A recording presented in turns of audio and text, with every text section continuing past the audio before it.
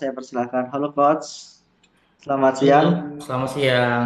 Oke Coach, gimana kabarnya hari ini Coach? Alhamdulillah luar biasa. Alhamdulillah, luar biasa ya. Baik Coach, bisa dimulai dari sekarang untuk materi maksud Coachnya. Oke, terima kasih. Tes suara dulu, tes tes. Suara saya jelas. Jelas Coach. Jelas, Coach. Cuman saya putih banget ya. Kenapa ini ya? Ada cahaya ilahi ya Coach. Saya kayak artis Korea kalau gini nih. Masya Allah. Kayak Lee Min Ho nih. Oh iya, saya depan Itu saya Tangerang ya terang banget Coach. soalnya nih. Saya lagi di gedung sekolah saya di Tepa. Kayaknya saya ngadep matahari langsung. Iya, terang sekali. Nih, depannya gini nih. Tuh, nggak kelihatan tuh ya? Ketutupan sama ini background Coach, Iya. sama TV. Ya udahlah, pokoknya gitulah. Oke ya Coach. Oke, kita mulai ya. Bismillahirrahmanirrahim. Assalamualaikum warahmatullahi wabarakatuh. Waalaikumsalam warahmatullahi Waalaikumsalam warahmatullahi wabarakatuh. Alhamdulillahalamin. Wassalatu wassalamu ala Rasulillah. Allahumma sholli ala Muhammad wa ala ali Muhammad wa bishrah li sadri wa yassir li amri wa hlul lisani yafqahu qawli. Salam kenal semuanya. Ini yang sudah hadir. Ini orang baru lagi atau beda lagi nih, Mas Andre? Eh, ini orang yang sama dengan master class pertama Coach. Oh, Cuma kita bagi menjadi dua kategori. ini Yang 30 orang setelah dibagi dua ini.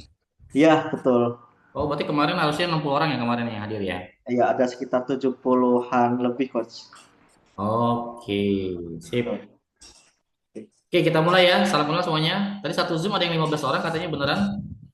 Benar coach. Total lebih dong kalau Boleh gitu dong yang hadir. boleh muncul tadi Mbak siapa ya? Kak siapa?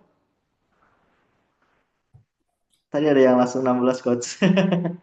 Oh, satu Zoom 16 orang. Ini ada Citra Iya sama dia Jingga. dia lagi di asrama soalnya coach. Oh, berarti pesertanya lebih dari 50 ya kalau gitu ya jalannya ya. Iya Oke. betul.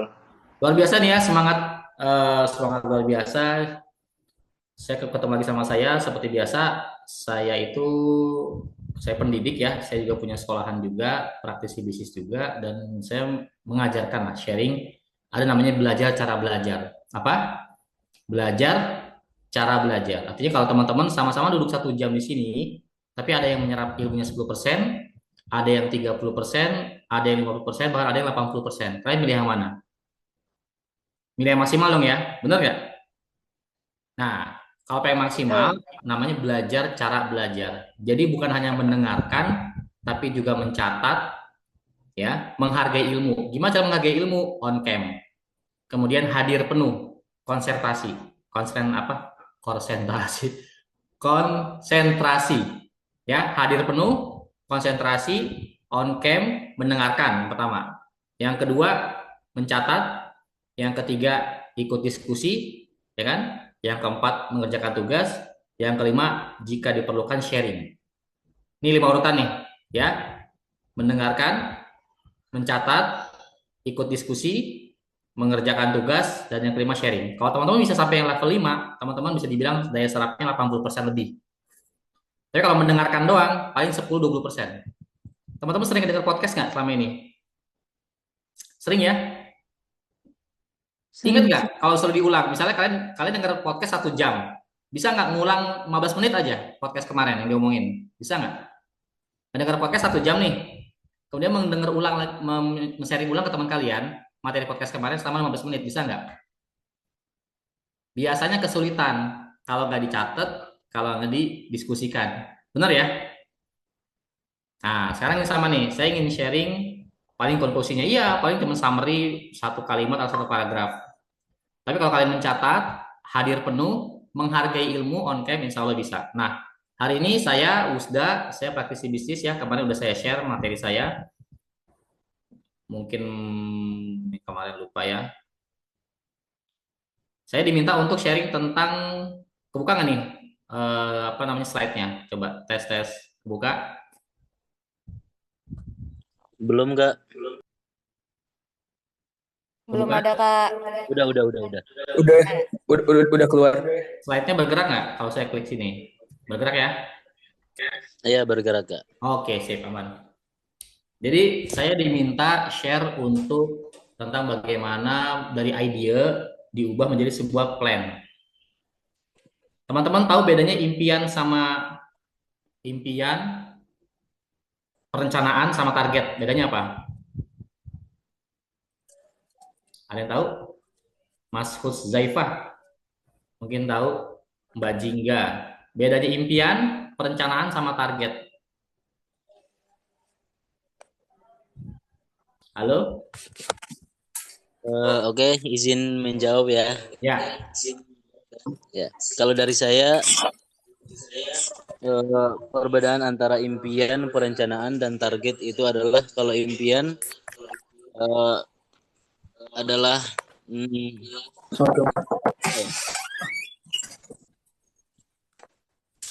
apa Mas? sesuatu yang telah kita usahakan atau kita mau wujudkan. Kemudian target itu buah daripada impian kita buat mencapai impian itu. Kemudian yang ketiga itu adalah apa tadi ya? Apa ya? Ayo. Oke, saya Yang ketiga. cepat-cepat ya. Yang lain silakan chat. Kalau pengen silakan chat yang lain. Bedanya impian, ya. Jadi ada ide, kemudian bermimpi pengen gini. Ada ide besar, kemudian bermimpi pengen mewujudkannya. Nah, kan? Ini kan ngomong idea stage ya. Kemudian ada target, ada perencanaan. Apa bedanya? Contoh nih, kalian bermimpi pengen jadi orang kaya. Oke? Idenya pengen jadi orang kaya lewat jalur pengusaha. Benar nggak? Bermimpi pengen jadi orang kaya. Idenya jadi orang kaya lewat jalur pengusaha. Pengusahanya pengusaha apa? Pengusaha F&B deh, makanan. Kayaknya cepet kaya buka cabang. Benar ya? Nah, ketika bicara target, kapan? Omsetnya berapa? Cabangnya berapa? SDM-nya berapa? Kebayang nggak nih? Jadi ketika bicara target, harus ada tanggal, date, ya, bisa bulan, bisa tahun, bisa tanggal, dan harus ada quantity. Saya ulangin, ketika bicara impian, pengen jadi orang kaya, idenya apa? Pengen jadi orang kaya lewat pengusaha. Kan orang kaya bisa jadi lewat artis, bisa nggak? Jadi atlet, bisa nggak? Nah, jadi kiai. Ada yang kiai kaya kan, ada kan? Punya pondok pesantren, punya wakaf produktif. Nah, idenya pengen jadi orang kaya lewat jalur pengusaha. Lebih spesifik, pengusaha apa? Pengusaha F&B. Nah, bicara target, saya pengen jadi orang kaya sebelum usia 30. Ya, omsetnya di atas 20 M dengan karyawan kurang lebih 500 orang. Jelas nggak kalau target? Jadi ada apa? Ada angkanya, ya, quantity, quality-nya, sama waktu. Itu target tuh. Kalau perencanaan, nah, tahun pertama ngapain, tahun kedua ngapain, tahun ketiga ngapain, tahun kelima ngapain, sampai tahun ke-10. Sampai ke menuju umur 30 sebelum jadi orang kaya. Target orang kaya. Percaya nggak nih? Jihan, impian adalah keinginan, perencanaan, langkah atau cara. Nah, langkah atau cara ya. Target adalah tujuan. Kurang spesifik, Mbak Jihan. Target itu harus ada apa? Date, waktu, kemudian jumlah, dan quality. Target ya. Nah, tujuan lebih spesifik. Oke. Nah, bicara idea stage, kalian punya ide pengen bikin bisnis, oke? Contohnya misalnya, wah kayaknya buka seblak rame nih, bener nggak? Halo? Betul. Nah, wah buka seblak rame, es Solo rame, bener nggak? Kopi-kopian rame, bener kan? Iya. Kemudian, oh sekarang lagi bisnis laundry koin rame. Nah, itu kan ide. Ide bisa muncul karena literasi. Benar nggak? Ide bisa muncul karena literasi, karena bacaan, karena tontonan, karena informasi, karena macam-macam lah, karena tren. Paham ya? Nah, jadi masalah gini, itu kan ide ya. Bisa nggak ide itu dieksekusi? Bisa iya, bisa enggak. Tergantung kekuatan dan kelemahan kalian. Saya ulangin. Ide bisa nggak dieksekusi? Bisa ya, bisa enggak, tergantung kekuatan dan kelemahan kalian. wah kayaknya punya batu bara enak nih, betul nggak? Punya tambang batu bara enak, wah kayaknya punya tambang apa namanya nikel buat mobil listrik, oke nih, bisa dieksekusi nggak? Bisa ya, bisa nggak? Tergantung. Iya, kalian punya modal nggak? Kalian punya network nggak ke jaringan-jaringan besar elit, ke pemerintahan? Kalian punya lahan nggak sekian ribu hektar? Benar nggak? Kalian Betul. punya sumbernya nggak? Lahan yang menghasilkan nikel di mana gitu kan? Nah, artinya ide itu boleh baca. Saya selalu bilang idea is out of the box. Apa ya? Idea is out of the box, but execution inside the box. Ulangin, catat. Ada yang mau nyatet? Ahmad Jariah nih di chat. Idea out of the box, but execution inside the box. Artinya apa? Ide boleh liar, mimpi boleh segabrek gitu kan. Tapi begitu masuk perencanaan, baru mulai mesti namanya realistis, visibility jelas. Boleh nggak mimpinya besar? Boleh. Tahun keberapa? Misalnya pengen mimpi punya tambang batu bara. Tahun berapa? Nanti 30 tahun lagi. Nah, caranya gimana? Lewat pengusaha dulu, UMKM, kemudian buka cabang, kemudian masuk ke HIPMI, masuk ke politik. Bener nggak? Kemudian kerja sama-sama orang Singapura, temennya dari ayah gitu kan. Nanti tahun 20 baru kita pelan-pelan buka cabang, apa namanya, buka usaha batu bara kecil-kecilan dulu. Tahun ke-30 baru kita punya perusahaan yang besar. Nah, kalau kalian bisa menjabarkan itu dengan baik, itu namanya perencanaan. Ulangin ya. Ada yang mau nulis di chat? Idea out of the box, execution inside the box. Idea harus divalidasi. Ingat yang kemarin? Idea harus divalidasi. Ini saya stop ya. Saya pakai materi yang ini dulu. Materi yang satu lagi. Nah, ini kalau saya ganti materi ini. Kelihatan nggak nih? Halo, kelihatan? Sudah? Masih loading coach. Masih loading? Oke, udah kelihatan coach. Hah? Udah kelihatan. Oke. Nah, gimana cara validasinya? Nah, tadi kita memvalidasi apakah beneran tes solo itu rame? Apakah cuman gimmick? Apakah cuman apa penonton bayaran, pembeli bayaran? Bener nggak? Oke, tes solo rame. Apakah omsetnya bagus? Apakah profitable? Nah, kita mesti ngecek tuh. Ya kan? Oke, tes solo rame. Ramenya berapa sih? Berapa cup? Berapa rupiah? Makasih Mbak, kayaknya Mbak Trisna, saya doain ya bisnisnya lancar ya, sangat aktif nih. Mendengarkan iya, hadir penuh iya, menulis iya, diskusi iya ya. Ingat ya, kalian sama-sama duduk 1 jam, saya sangat yakin ada yang cuma dapat 10% ilmu saya, ada yang dapat 30%, ada yang 50%, ada yang 80%. Tergantung gimana cara belajar. Oke. Nah, tadi saya ngomong tadi ya. Ngelihat es teh solo rame, kopi-kopi rame, seblak rame, apalagi yang rame? Saya lagi rame apa sih? Hah? Milo kepal, Padel enggak coach. ya? Apa? Padel. Dimsum. Dimsum udah lama rame. Oke lah, dimsum masih rame. Oke, apalagi di daerah masing-masing? Gacoan. Gacoan. Ah, mie pedes. Nah, mie pedes lagi rame, bener ya? Sambal-sambal bakar lagi rame. Oh, Dubai Chew. Oke. Nah, itu adalah kita kita punya ide, kita terinspirasi, punya ide kenapa? Karena kita melihat, kita mengobservasi, kita melihat, dapat informasi, baca data, literasi, oke? Terus kita validasi, bener nggak rame? Jangan-jangan penonton bayaran, bener nggak? Jangan-jangan karena FOMO sementara doang, jangan-jangan karena gimmick ada voucher gratis dari TikTok. Oke, rame, berapa cup habisnya? Berapa rupiah? Bener nggak? Oke, omsetnya gede, profit nggak? Jangan-jangan dia rame karena banting-banting harga, akhirnya nggak profit. Boleh nggak coach kita bakar duit di sebulan pertama? Boleh. Yang penting kita tahu nih, oh ternyata mereka rame lagi bakar duit karena bagi-bagi voucher, kemudian buy one get one. Bulan pertama mereka nggak apa namanya nggak untung malah rugi, tapi pembeli jadi banyak. Nah, namanya entry level market, masuk market dengan cara banting harga, mungkin buy one get one, mungkin voucher lewat TikTok dan sebagainya. Oke lah. Yang penting tahu ketika nanti kita bulan kedua mulai dicabut semua promonya, berapa rupiah real penjualannya ketika promo nggak ada. Nah, ini tugas kalian melakukan apa namanya observasi. Ada yang masih online ingat berapa cara untuk bisa melakukan validasi market? atau bisa cek visibility. Ada yang masih ingat? Apa bedanya validasi sama visibility? Nah, mungkin ada Mbak Iva, Mesal, Mbak Putri, ayo Zaki, ada yang mau gantian? Jangan satu orang mulu. Siapa yang pengen dapat ilmunya maksimal? Mas Roni, Askia, Cahya, Atea, Mahardika, paham nggak nih? Nih kata-kata ini kalian paham nggak nih? Eksplorasi, realisasi, validasi. Ada kata-kata prototype. Ayo, langsung kita diskusi aja nih, biar nggak pusing-pusing.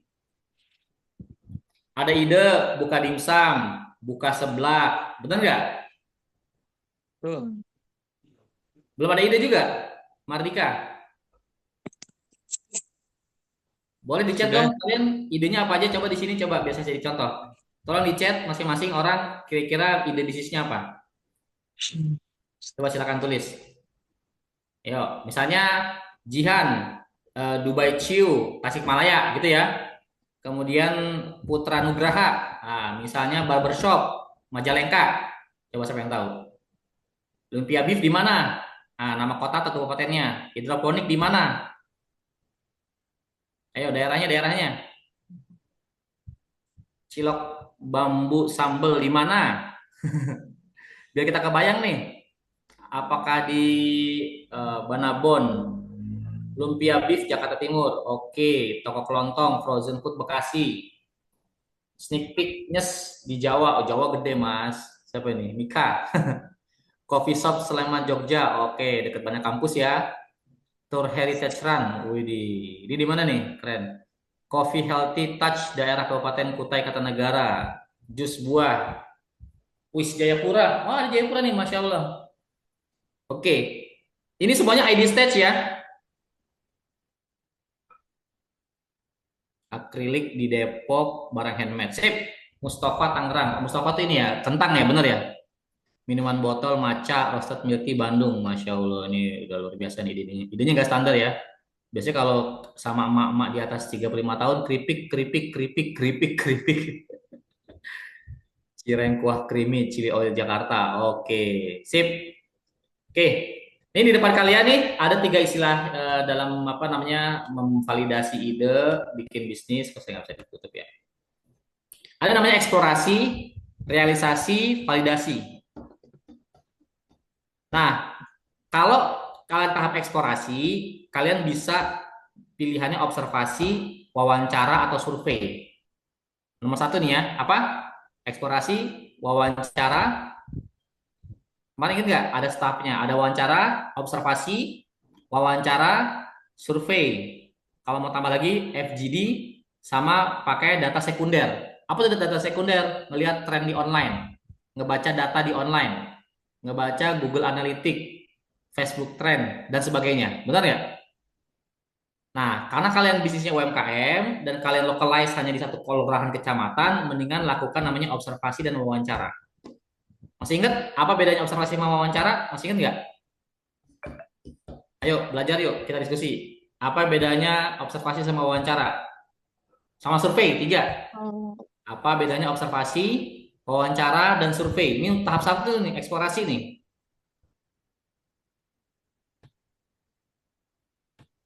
Ayo, nggak ada? Oke, mau. Observasi itu masih pengalaman. Gimana? Itu ada Mas Atta, boleh Mas Atta? Data silakan. Mas Atta. Wawancara itu bertanya langsung ke orang yang ingin ditanya. Ya. Observasi melihat data-data dan fakta. Kemudian survei kita langsung cari apa nih? Cari tempat gitu lah, langsung di tempatnya. Oke, makasih Mas Atta. Ada lagi mau nambahin? Ada lagi mau nambahin? Aku. Siapa? Oke, silakan. Isya. Sama sekali Mbak Trisna. Oke, gimana Mbak Trisna? Kalau observasi itu kita baru pengamatan aja ke masyarakat. Terus kalau wawancara kita tanya jawab secara yang lebih mendalam gitu ke orang yang kita wawancarai. Terus kalau misalkan survei kita kayak biasanya lewat kuesioner gitu. Kayak pertanyaannya tuh udah paten. Terus kayak tinggal orang jawab-jawabin gitu. Oke, apa kelebihan kekurangannya wawancara, observasi, sama survei? Kalau observasi karena kita baru pengamatan, jadi kita belum mendapatkan data yang lebih valid gitu dari orangnya. Tapi kalau wawancara ini realnya seperti ini gitu. Terus kalau misalkan kuesioner itu kita nggak bisa explore yang lebih mendalam karena biasanya pertanyaannya udah template. Ya, betul. Oke, ada yang mau nambahin lagi? Wih, luar biasa ini. Eksplorasi nggak ada respon. Gitu atau oke, observasi. Ini ya, ingat observasi ya. Observasi pun harus detail ya. Ingat, jangan sebelah rame, langsung kita simpulkan sebelah rame. Bener nggak? Tapi kita mesti cermat juga nih, gitu kan, ngelihat tren juga, ngelihat harga juga, lihat spek produknya, gitu nggak? Jadi kita perlu tahu nih, yang rame itu sebelah yang jenis apa sih? Jadi benar tadi Mbak Trisna, oke.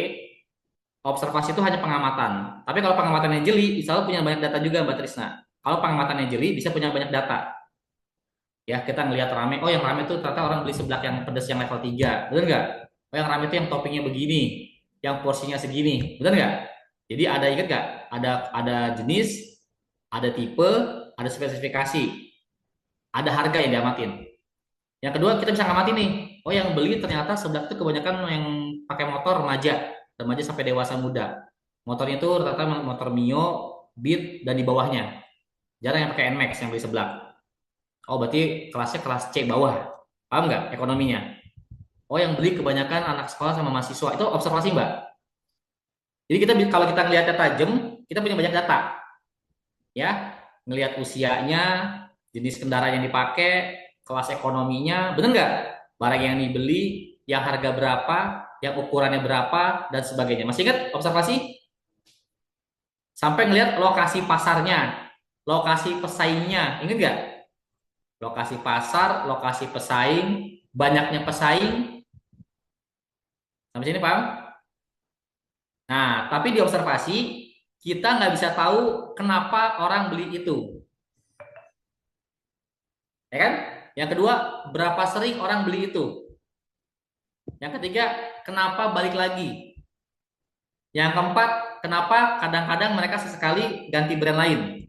Benar nggak? Nah, itu adalah kekuatan observasi. Kita bisa mantau banyak hal. Oke? Apa? Kekuatan observasi, kita bisa mantau banyak hal. Yang penting ketajaman kita melihat kondisinya. Tapi kalau untuk melihat kenapa, kemudian lebih dalam, jadi ada kenapa dia beli di situ, kenapa dia baik lagi, apa harapannya, apa kekecewaannya. Jadi kenapa dia baik lagi, apa harapannya, apa kekecewaannya, apa masukannya, kenapa kadang dia beli di kita, kadang dia beli di orang lain, bener nggak? Belinya untuk siapa, bisa nggak diobservasi? Nggak bisa ya? Bisanya di mana? Di wawancara. Nah, apa kelemahan yang wawancara? Ada ingat nggak? Apa kelemahan wawancara? Bisa Ada juga yang tahu juga. mungkin selain Mbak Trisna, kan ada observasi, ada survei, ada wawancara. Nah, sekarang siapa yang mau ngomong? Angkat tangan.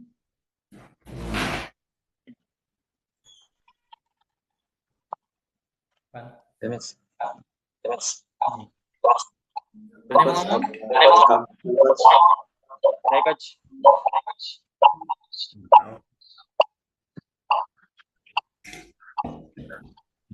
Itu ada dari Maisa.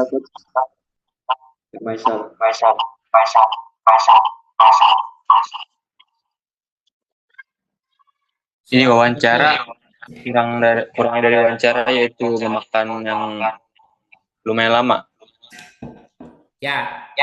Plusnya wawancara bisa menggali lebih dalam. Minusnya butuh waktu lebih lama. Benar ya? Benar. Nah, kalau plusnya survei, bisa survei apa? Survei Sama aja coach. Nah, Kurangnya pertanyaan yang aku dan terbatas. Oke, makasih Mas Maisal. Good, bagus. Yang lain ada? Boleh di-unmute Mas Maisal sebenarnya coba. Kadang nggak jujur jawabannya. Ya, kalau di survei itu kadang nggak jujur jawabannya. Kalau di wawancara kita bisa gali. Kalian kelihatan orang kalau nggak jujur. Nah, gimana tekniknya biar kelihatan orang jujur apa nggak jujur? Kalau kita punya teknik, kita bisa lihat dari bahasa tubuhnya, tatapan matanya. Kemudian dia ngomong gini, enak sih. Nah, enak sih itu udah nggak enak itu. Antara dia ragu atau dia nggak enakan, bener nggak? Tapi enak banget nih. Nah, itu baru bener enak. Jadi nggak ada kata nggak ada kata si, kayaknya, udah tuh. Kalau ada keraguan di situ, itu nggak bisa diambil datanya. Artinya berarti itu baru masuk level yang nggak enak. Dan untuk menjaga apa sih namanya ambiguitas, kalau kita pengen ngecek, misalnya gini Mbak Trisna punya sambel, oke? Ya atau apapun lah dites. Caranya jangan langsung cobain sambal gue enak nggak? Jangan begitu. Ambil 3 sampel, ya tambah punya kita jadi 4 sampel, kemudian dibuang semua labelnya.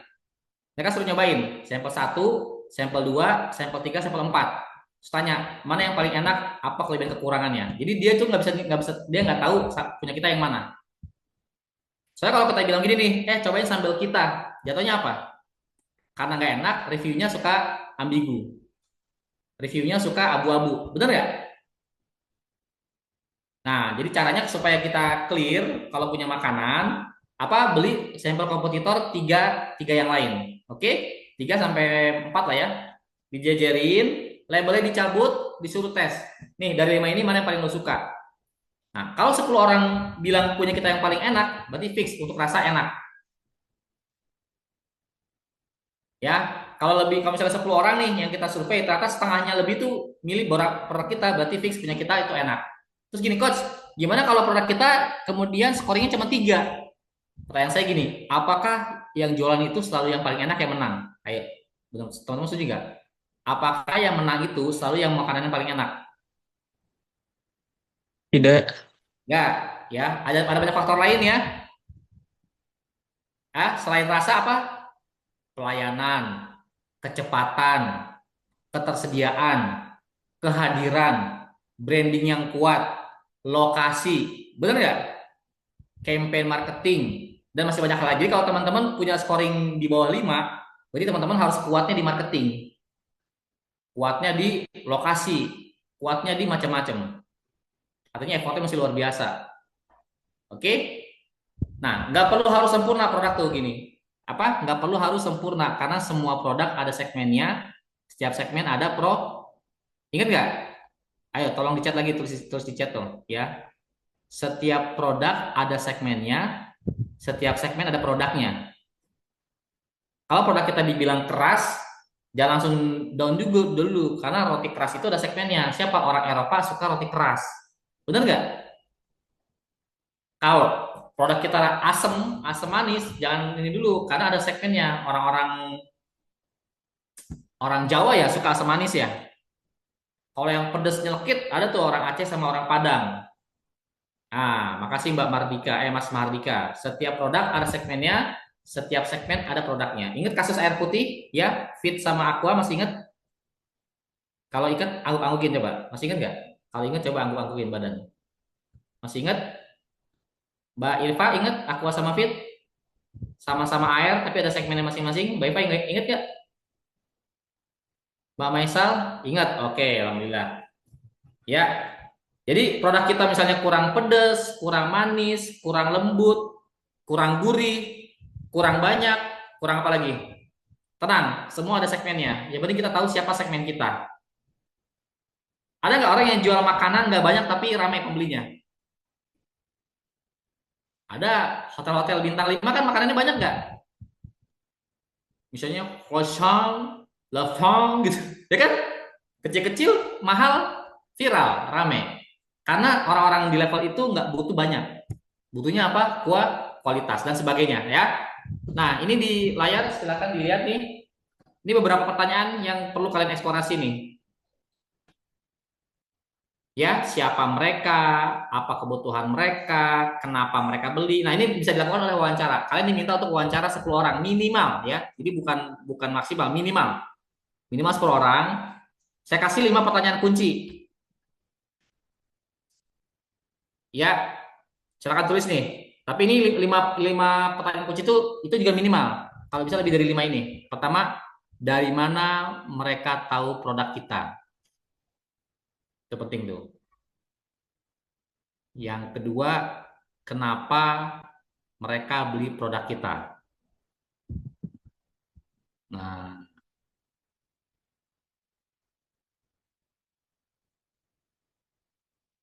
yang ketiga, apa harapan mereka? Nah, bisa jadi gini nih, misalnya produk kita enak, harganya murah, tapi open PO, akhirnya orang nggak jadi. Oke? Murah, kemudian rasanya enak, tapi lokasinya jauh, nggak jadi. Apalagi misalnya, murah, enak, tapi ongkirnya mahal, nggak jadi. Murah, mahal, tapi hanya ada di satu lokasi, orang nggak jadi lagi. Kan ingat ya teman-teman ya, kalau produk Anda itu bukan legend, ulangin, kalau produk Anda bukan legend, bisa jadi orang kalau bisa nggak ada barangnya, nggak akan beli. Contoh nih, Anda punya rumah makan, misalnya punya ayam goreng. Enak sih, tapi bukan legend, paham nggak? Kan setiap 3 kilo ada ayam goreng, paham nggak nih? Jadi, meskipun Anda punya produk cukup enak, tapi kalau kita bermain di areanya Red Ocean, setiap 3 kilo ada penjual ayam goreng. Setiap 2 kilo ada penjual seblak, bener nggak? Setiap 2 kilo ada penjual mie pedas. Setiap setengah kilo ada penjual kopi. Nah, jadi kalian mesti tanya nih. Jadi faktor enak tuh hanya salah satu aja. Masalah lokasi, ongkos kirim, harga, ukuran. Kalian mesti tanya tuh. Oke, apa tadi? Lokasi, ketersediaan, keterhadiran di mana-mana, harga, ukuran, atau mungkin penawaran ya. Bisa saat ini penawaran kalau beli 2 gratis 1, itu kan ada penawaran tuh. Nah, kalian mesti gali di situ. Sampai sini ada pertanyaan? Cukup paham nggak nih di eksplorasi?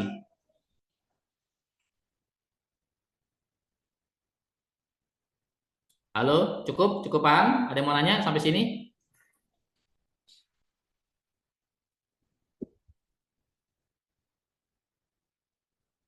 Oke, saya ganti lagi ya.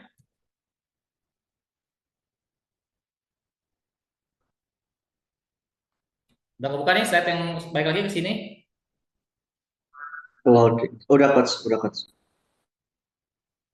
Nah, lakukan wawancara mendalam minimal 10 calon pembeli. Minimal ya. Kalau tadi saya kasih tahu minimal 5 pertanyaan tadi tuh.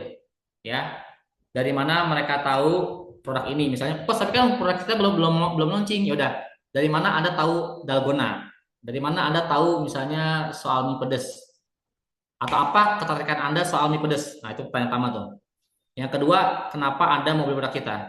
Yang kedua, apa harapannya? Kenapa baik lagi? Yang ketiga, sebutin nama brand tempat lu beli mie pedes. Kenapa beli di sana? Jadi sebutin 3 sampai 5 brand pesaing kita. Dan kenapa Anda beli di sana? Oh, soalnya di sana dekat rumah. Oh, di sana soalnya lebih banyak. Oh, di sana soalnya tempatnya lebih asik. Oh, di sana lebih enak. Oh, di sana. Nah, apa-apa buat sebagai masukan. Karena setiap produk ada segmennya, setiap segmen ada produknya. Jadi ingat ya, nggak hanya melulu soal rasa, oke? Ulangin, tulis dong. Nggak hanya soal rasa, tapi apa soal ukuran, kemudahan, bener nggak? Harga, lokasi, termasuk juga mungkin tempat. Nah, desain tempat, tampilan, storytelling, bener nggak? Apalagi ayo, dan macam-macam.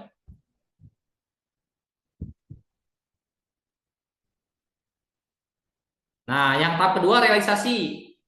Ya, nanti dalam waktu berapa hari ini teman-teman mesti udah bikin prototype. Nggak usah sempurna nih. Kalau kalian misalnya bikin donat yang original dulu.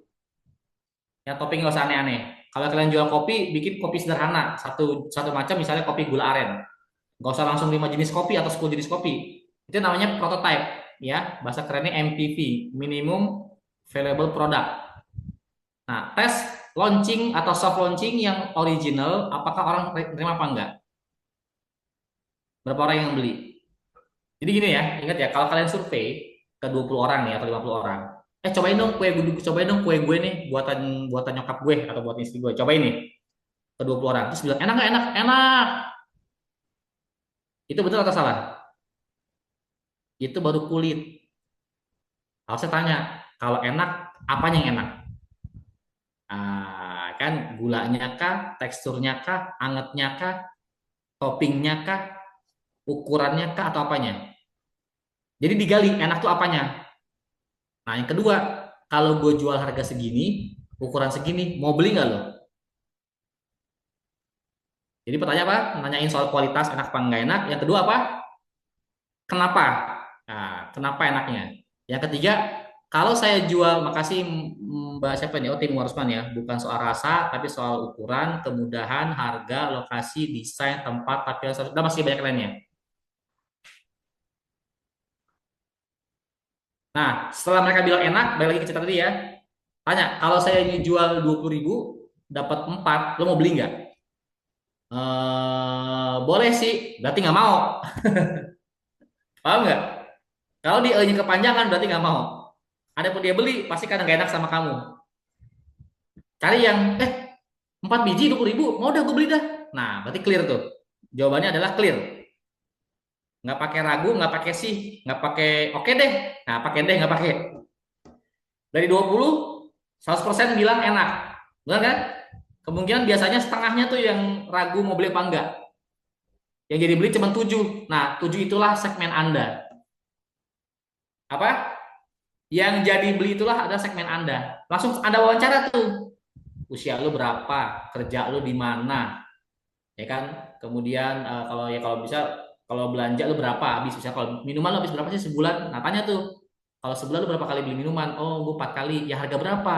Yang 15.000. Oke, berarti dia umurnya sekian, kerjanya di perkantoran, gajinya kira-kira UMR, motornya NMAX, beli kopi seminggu 4 kali, sekali belanja kopi 15.000. Nah, dapat tuh. Bayangan nih. Oke? Jadi bikin prototype, gak usah yang banyak-banyak versi, bikin satu menu aja, kemudian dites, disuruh beli langsung. Jadi bukan ngasih sampel lagi, bukan. Sampel itu untuk minta respon, ingat ya. Kalau sampel itu buat minta respon. Nah, ini kalau misalnya udah berhasil ada respon bagus, itu bagus tuh buat bahan baku buat jualan. Coba tes, kalau gue jual gini mau beli apa enggak. Kenapa mereka nggak mau beli? Nah, bisa jadi produknya salah, bisa jadi target marketnya salah. Kalau ada nguji ke 20 orang, 20 yang nggak beli, jangan langsung down ya. Bisa jadi produknya nggak ada masalah produknya. Tapi target marketnya salah. Oke. Terusnya ada pertanyaan?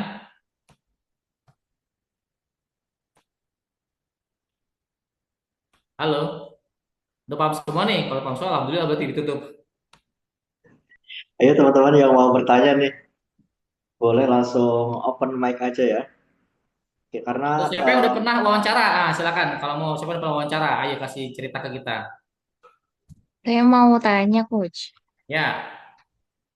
Hmm, misalnya kita udah pernah bikin produk gitu, udah sampai di tahap tervalidasi gitu marketnya. Hmm. Nah, mungkin next step-nya tuh apakah setelah itu produk kita emang udah langsung bisa dijual gitu? Maksudnya dengan kondisi dan posisi itu gitu. Terjualnya gimana? Berapa piece per hari atau per minggu? Belum punya datanya belum? Gimana? Terjualnya udah konsisten atau masih bolong-bolong? Sebenarnya waktu itu ini saya tuh pernah bikin ini ya, Coach, apa produk digital. Terus waktu itu tes pasarnya tuh saya langsung publish aja gitu produknya. Terus di situ dari sekali publish itu yang saya baru sekali ini sih, Coach, baru sekali ngejualin gitu. Terus sekali ngejualin itu dapat masuknya itu 5 orang. Terus tapi ada apa namanya? Ada pembeli terus rutinnya itu bulan. Per bulan kira-kira namanya ya di angka yang sama masih 5 gitu. Jadi belum dijualin lagi. Menurut kamu produk itu kalau sebulan 5, oke apa nggak penjualan kayak gitu? Gimana? Menurut kamu jualan Mm-mm. itu sebulan 5 biji, oke nggak? Enggak. Nggak. Kamu udah tes belum? Masalahnya di produk atau di segmen marketnya? Karena saya nggak promosi sih, gitu. Saya nggak promosi, saya cuman sekali publish aja. Habis itu belum pernah promosi lagi. Terus dari promosi yang terakhir itu buybacknya segitu. Oke, anggaplah kamu produk kamu oke banget ya, aku anggap oke banget ya. Apakah teman kamu itu 5 orang beli, itu begitu Mm-mm. kamu paparkan produknya langsung oke hari itu juga beli tanpa mikir, atau masih tetap kabarin lagi ya gitu, nunda-nunda. Ha- Hari itu juga beli. Oh langsung beli, semuanya 5-5-nya kayak gitu. Iya, Terus bulan depan kamu lakukan yang sama, yang 5 orang beli gitu lagi sama. Jadi nggak pakai mikir langsung beli. karena sifatnya saya pasarinnya di sosial media, jadi saya nggak ada interaksi kan ya, coach, sama sama pembeli gitu. Terus Hmm. mereka langsung beli-beli aja gitu. Jadi saya rasa sih langsung beli ya. Oh berarti kalau begitu saya asumsikan produk kamu tepat sama market kamu, namanya produk market fit. Tulis produk market fit. Artinya produk yang kamu bikin pas dengan marketnya, ya baik itu apa sih fungsi produknya, bener nggak? Kemudian fitur-fitur produknya, harga produknya, termasuk medium promosinya itu pas banget ya sama target marketnya, bener nggak?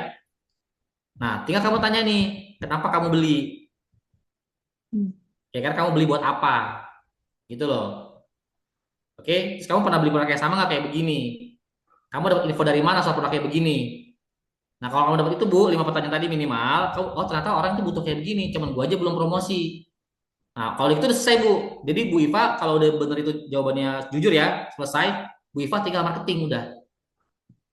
Marketing di target market yang sama. Saya ulangin ya. Tinggal marketing di target market yang sama. Misalnya, oh yang ini beli ternyata mahasiswa usia sekian, begini begini gini, gini gini gini gini gini. Nah,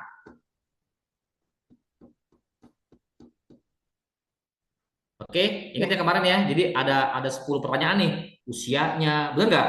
Latar belakangnya, pekerjaannya, bener nggak? Suku agamanya, ya kan? Kelas ekonominya, ya, yang itu kan yang demografinya, tinggalnya di mana, geografis, bener nggak? Kemudian geografisnya, preferensinya, kemudian hobinya, skala prioritasnya, nah, sama kebiasaan-kebiasaannya. Nah, itu perlu cari tahu tuh tugasnya Mbak Iva. Jadi Mbak Iva kalau itu benar jujur kayak tadi jawabannya, berarti Mbak Iva udah selesai namanya udah ketemu produk market fit. Kasih tanya, apakah orang beli ragu-ragu? Enggak. Apakah orang sekali dipaparkan langsung mau? Iya. Berarti Anda tepat tuh produk market fit gitu. Jadi harganya tepat, fungsinya tepat, fiturnya tepat, ditawarkan ke target market yang tepat pada waktu yang tepat. Nah, itu ingetin tuh. Tinggal diulangin aja. Nah, oke, gali 5 pertanyaan. Kenapa beli? Gitu kan? Apa Hmm. tujuannya? Yang ketiga, dia tahu dari mana soal produk kayak begini. Yang keempat, dia beli lagi nggak di tempat lain yang sama, mirip-mirip. Oke, itu ya Mbak Iva ya kebayang ya. Ya, siap, coach. Ada pertanyaan dari mana nih? Oke, produk market fit. Nah, Kak, gimana caranya nyari target pasar? Soalnya relasinya belum luas. Mbak Putri apa bisnisnya? Boleh boleh, boleh on cam nggak biar jelas nih? Halo, Mbak Putri. Ya halo Kak, tapi Nah, suaranya bemper. boleh tahu nggak, Mbak Putri apa bisnisnya? Bisnisnya cilok bumbu sambal. Bumbu sambal. Menurut saya, kamu jual ciloknya online atau offline? Pengennya online jadi kayak frozen food.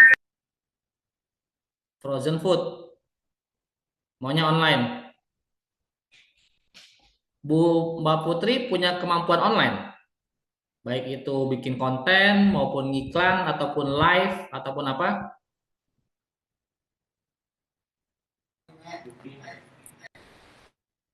Ayo, Mbak Putri punya kemampuan di digital online nggak, digital marketing? Belum punya tapi belum Kak. Atau Mbak Putri punya teman atau partner atau mitra atau kakak kelas atau siapapun yang bisa ngurusin digital marketing? Punya nggak? Punya Kak. Ada, jago dia. Bisa jualan berapa juta per bulan? Ayo, bisa jual berapa juta per bulan teman kamu itu yang kamu bilang jago di digital marketing?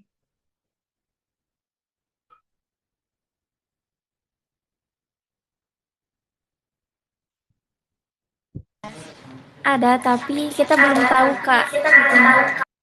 Ya udah, cari tahu dulu ya. Jadi gini, saya pengen teman-teman ingat ini, ide itu boleh apapun. Kalian pengen bikin tambang pun boleh, tambang batu bara, benar nggak? Kalian pengen bikin perumahan 1000 rumah juga boleh. Itu ide. Pertanyaannya, apakah visible untuk Anda? Saya ulangin ya. Apakah visible untuk Anda bisa dieksekusi? Modalnya, kemampuannya, benar nggak?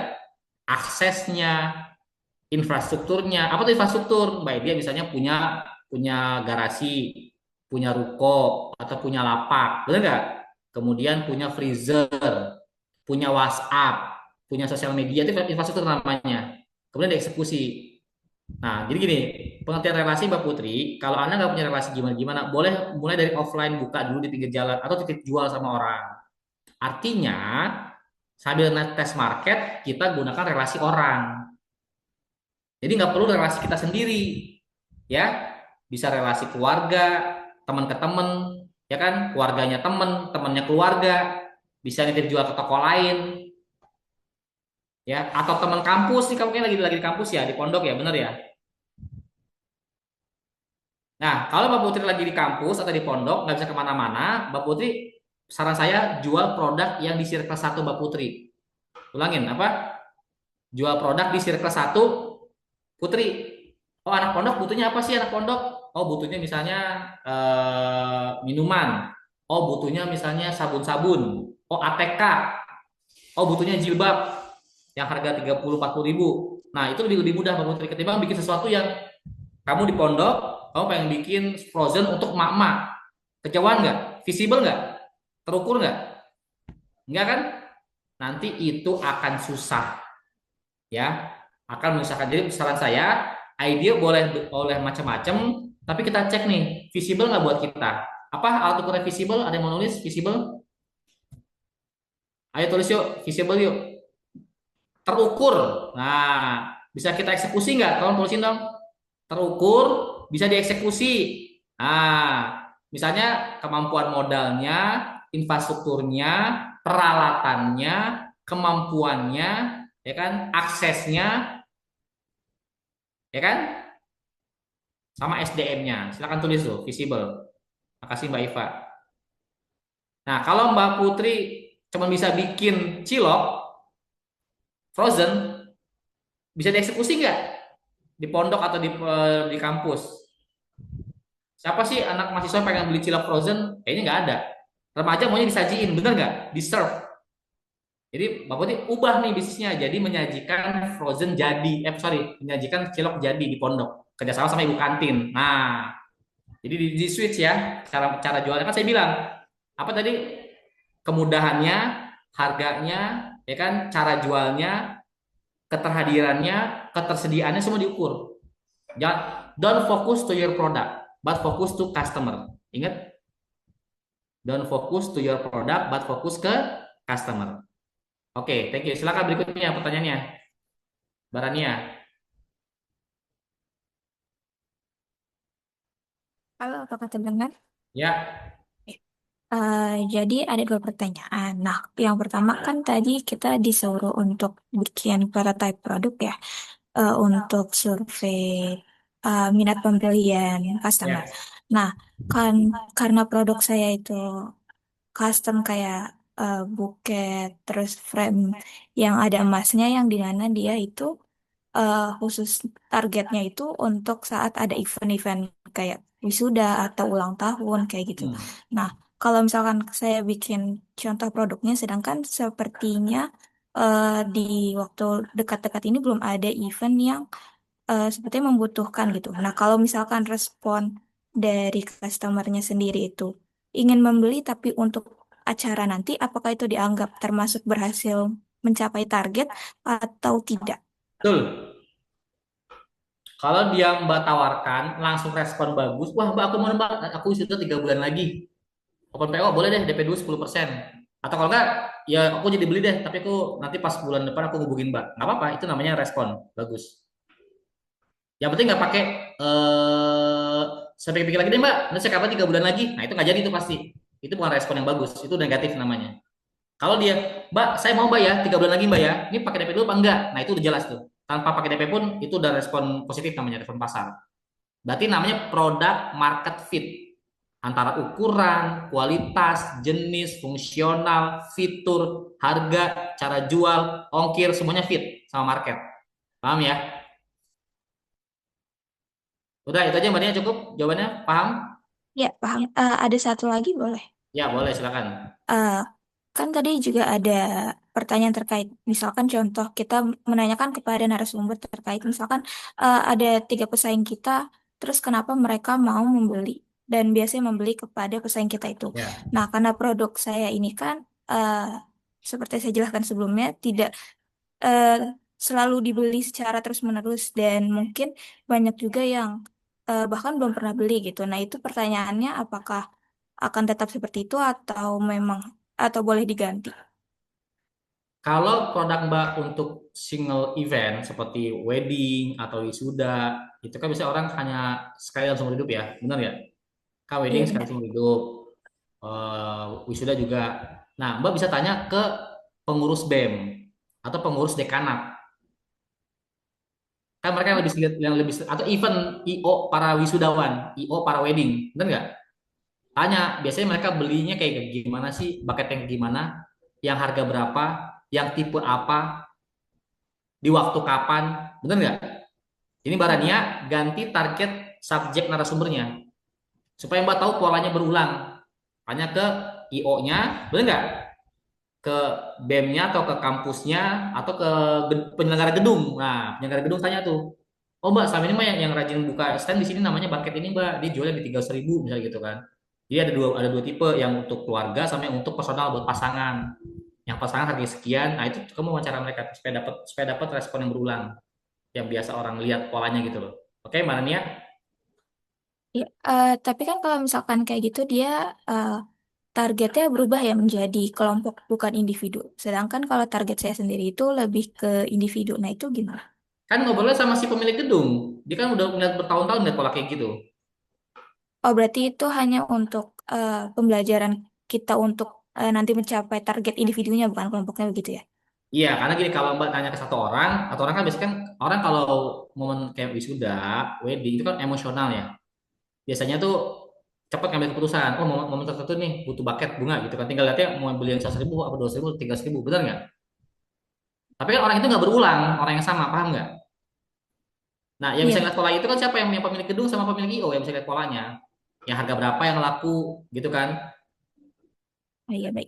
Ya, jadi Mbak punya dua kacamata nih. Ada wawancara buat personal, observasi sama observasi ngeliat di acara wisuda. Wawancara dua ke personal sama ke pemilik event organizer-nya. Oke, cukup ya. Yang lain gantian yang tinggal dua lagi nih ya. Iya, baik. Terima kasih. Oke, sama-sama. Ingat ya, bisa jadi produk Anda nggak salah, tapi target marketnya yang salah. Apa narasumbernya? Jadi silakan Wasi, Mas Wasi.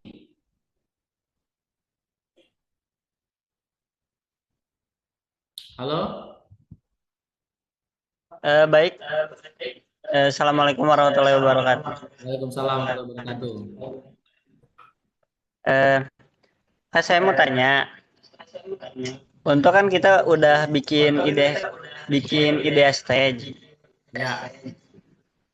Lalu setelah kita dieksekusi, market fit. Soalnya kan kita kalau bikin ide out of the box. Nah, setelah kita eksekusi ternyata tidak market fit atau kita tidak bisa mengeksekusinya. Apakah yang dirubah itu berarti kita merubah ide stage-nya? Nah, pertanyaan gini, kalian itu nggak bisa eksekusi karena nggak dapat marketnya atau nggak mampu menghadirkan produknya. Mungkin karena nggak mampu untuk menghadirkan marketnya. Tidak mampu membuat produknya yang sesuai market atau nggak mampu menjangkau marketnya. Tidak mampu untuk membuat produknya. Oh, kalau nggak Da- mau buat produknya, ya berarti diganti, Mas. Berarti ganti. Iya, Mas apa bisnisnya Mas Zaki ya? Mas Zaki? Kalau punya saya mah masih possible, Kak. Iya, Saya yang Mas, lumpia beef. ya Mas omongin yang mana nih? Bisnis yang mana? Ini yang contoh doang. Yang ya contoh doang. Oh, jadi gini, kalau Mas nggak bisa menjangkau marketnya, ada dua pilihan. Pertama, Mas geser marketnya, kerjasama sama orang yang punya akses market, bisa reseller, distributor, atau mitra yang lain. Bener ya? Jadi kita geser marketnya ya. Jadi jangan kita mesti berbagi berbagi margin profit sama orang lain. Ya. Tapi kalau misalnya Mas nggak bisa bikin produknya, saya tanya, Mas bisa dapat maklon nggak sama pabrik lain atau orang lain? Maklon. Tahu kan istilah maklon kan, produksi sama orang lain kan? Maklon Ya. atau produksi sama orang lain. Kalau nggak bisa juga, berarti fix Mas nggak bisa eksekusi. Baik dari sisi menghasilkan produknya maupun biaya-biayanya dan yang lainnya. Kan saya bilang, ya ide itu ya kalau kata orang omon-omon, kalau nggak bisa dieksekusi, ya udah ide aja itu Mas. Mungkin bisa dieksekusi nanti tahun berikutnya ketika Mas sudah punya uang tertentu. Soal itu paham ya Mas Zaki ya? Oke, berikutnya Mas siapa nih? Mas Wasi atau Mas Abid, silakan. Ya, itu saya, Kak. Oh, Anda ngambil dua. Ya ini soalnya satu buat ini buat teman-teman juga nonton. Oke, siap. Oh, Mas Kayak Jingga, Putri, halo Wita. semuanya bareng-bareng ya. Ini Wah, luar biasa. itu laptop yang mereka buat on cam. Oke. Salam buat semuanya Ini ya. buat materi di sini. Oke, berikutnya Mas Abid ya berarti ya.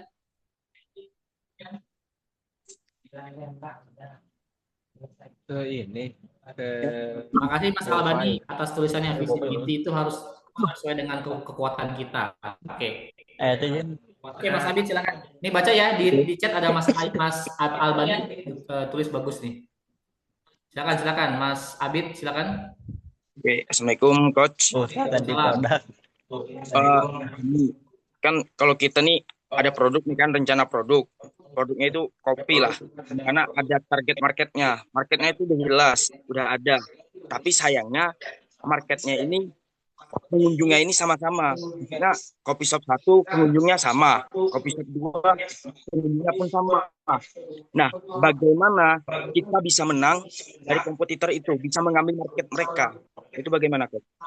Gimana tadi? Halo, ulangin. Maksudnya gini, kan kopi, produk kita kopi. Ya. Marketnya sudah ada.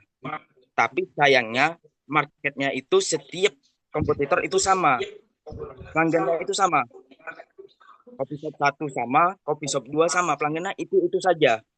Nah, kalau kita muncul, kita baru mulai, itu bagaimana cara kita untuk mendapatkan marketnya itu? Nah, kalau kalian bermain di produk yang namanya Red Ocean, apa itu Red Ocean yang pesaingnya banyak? Caranya ya, kayak ya, jadi bisnis kopi itu kan Red Ocean ya, kopi, seblak, kemudian dimsum, bener ya?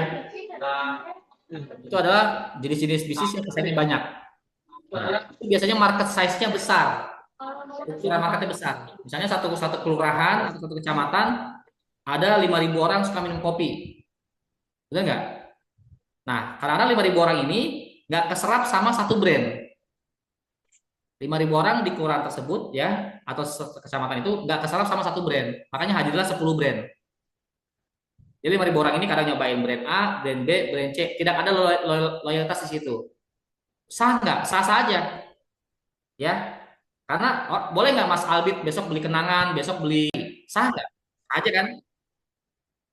Nah, tugas kita lah membuat orang itu connect sama kita, namanya branding. Itu di tahap jalan tuh branding. Kalau Mas baru mulai, gimana cara dapat apa namanya attractionnya?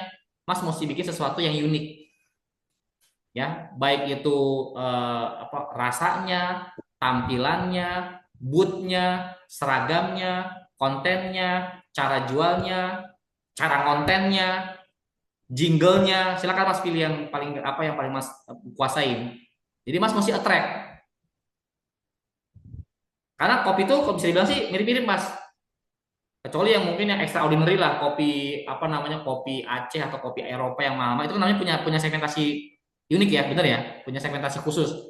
Kalau kopi yang standar yang 8.000 10 ribuan biasanya mirip-mirip. Orang bisa pindah-pindah apa namanya brand, gonta-ganti. Jadi 5.000 orang ini kadang beli di A, brand B, brand C, brand D. Nah, tugas Mas Abid lah bikin attractiveness. Gimana cara orang datang? Ya mungkin jinglenya, mungkin gerobaknya, mungkin seragamnya, mungkin storytellingnya, mungkin campaignnya, mungkin bentuk cupnya, ya bisa cara jual, bisa macam-macam. Nah, Mas Abid lebih suka milih yang mana? Tampilannya, lokasinya, cara jualnya, harganya, cupnya, atau apanya? Supaya dapat. Mungkin dari visualisasinya, Coach. Karena rata-rata juga target market sini lihat visualisasinya. Kalau oke, mereka beli gitu. Nah, itu kan tahap 1, yaitu ketika orang mencoba. Nanti Mas Abid mesti ngukur, orang baik lagi nggak ke kita. Misalnya pembelinya ada 50 orang nih dalam waktu seminggu atau sehari. Mas mesti ngukur lagi nih, 50 orang ini yang baik lagi berapa persen? Kalau 50 orang ini nggak ada yang baik sama sekali, berarti fix Mas Abid jago bikin attract orang, tapi nggak jago bikin baik lagi. Artinya Mas Abid jago marketing, datangin orang, tapi nggak bisa bikin orang baik lagi. Mungkin produknya salah, mungkin pelayanannya salah, mungkin harganya salah, dan sebagainya. Paham ya? Jadi Mas Abid milih tampilan ya. Tampilan. Tampilan apa? Gerobaknya, apa seragamnya, cupnya, posternya. Tampilan gerobak sama cupnya. Nah, jualnya di mana? Di kampus, sekolah, kantor? Jualnya di dekat kantor sama ini yang sering dikunjungi orang-orang, tempat tongkrongan. Bentuknya apa? Ruko, kelontong, sepeda listrik atau apa bentuknya? Motor, Coach. Pakai motor? Iya, motor. Motornya ada boxnya atau cuma motor doang tok? Ada boxnya. Oh, ya udah silakan didesain bentuknya gimana. Tapi jangan lupa ya tahapan ini Mas ya, Mas Abid ya.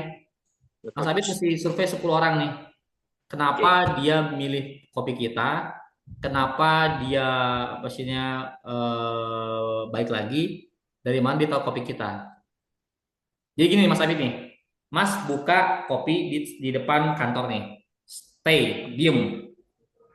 Sama atau beda dengan orang yang, halo Bu, silakan kopinya Bu, ditawa-tawa gitu loh, ngerti nggak? Sebar brosur, agak teriak-teriak dikit, pakai jingle. Jadi Mas tuh jemput bola, bukan nunggu bola. Jadi kita buka outlet atau buka motor di depan kantor itu namanya nunggu bola. Jemput bola tuh gimana? Panggil orang, tawarin, ajak ngobrol. Nah, habis orang nyobain sambil minum, wawancara 10 orang. Mas biasanya beli kopi di mana aja? Nah, tadi yang 5 pertanyaan tadi ya. Biasanya beli kopi di mana aja? Beli kopi berapa kali? Sekali beli kopi berapa rupiah? Mas sukanya kopi apa? Kenapa Mas suka sama produk kita? Ya kan lu nawarin, gue nyobain lah, siapa tahu enak. Nah, akhirnya dia tahu kan, oh karena nyobain. Mas kalau misalnya saya hadir di sini setiap hari, Mas mau beli nggak? Nah, itu pertanyaan ke-6 tuh. Jadi Mas Abid gali terus. Ya kan, bisa jadi dia beli itu gara-gara ditawarin. Nah, tapi tanya, Mas beli kopi biasanya di mana aja? Coba tulis Mas Abid. Mas Abid kita ganti ke orang lain, Mas Abid tulis ya. 6 pertanyaan, 10 pertanyaan ketika Mas Abid wawancara orang yang lagi beli kopi. Coba tulis. Tulis di kolom chat aja bisa nggak? Oke. Ya, saya bantu ini. Misalnya berapa kali beli kopi dalam sebulan? Sekali beli kopi berapa? Yang rasa apa? Gitu kan? Kemudian sebutin 5 brand kopi yang sering Anda beli. Ya kan?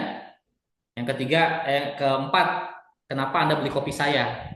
Nah, bisa macam-macam alasannya. Bisa karena gerobaknya lucu, orang SPG-nya apa namanya atraktif, jemput bola, atau karena lokasi bisa jadi karena lokasi dekat, yang sono agak jauh 2 kilo, saya malas jalan kaki panas-panasan karena agak jauh, sini lebih dekat dalam kantor. Whatever alasannya catat Mas. Mau lokasi, mau keramahan SPG, mau bentuk gerobak, semua catat semua Mas. Nanti Mas ketemu nih rasionya nih, oh ternyata orang beli itu karena lokasi. Gitu, lokasi strategis. Oke, aman ya? Cukup? Ada lagi? Gimana panitia? Lanjut atau?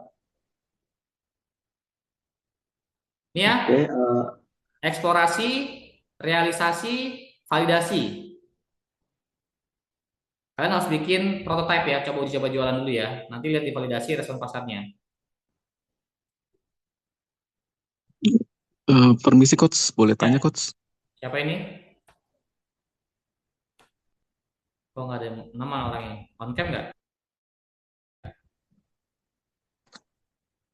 Siapa? Roni coach, Roni coach. Oh, Roni, silakan. Gini kan, eh, produk itu kan harus apa? Kita harus punya visibilitas. Tadi sudut pandang coach tuh keren banget tuh melihat sebuah produk. Nah, seperti tadi misalnya kita tidak mampu apa namanya? Kita tidak punya pasar misalnya, dan kita harus punya relasi ke orang-orang yang punya pertanyaannya. Oh, dia bisa menjual berapa dalam sebulan itu gimana ya cara supaya punya sudut pandang seperti itu gitu, coach? Maksudnya gimana nih? Kan kita nggak bisa menjangkau pasarnya. Kemudian kita Eh, nyari temennya temen atau saudara temen gitu kan ya. Iya betul. Terus tanyanya gimana? Maksudnya kok bisa kepikiran sih sampai pertanyaannya tuh si relasi itu bisa menjual berapa dalam sebulan gitu? Kita aja nggak kepikiran gitu, coach.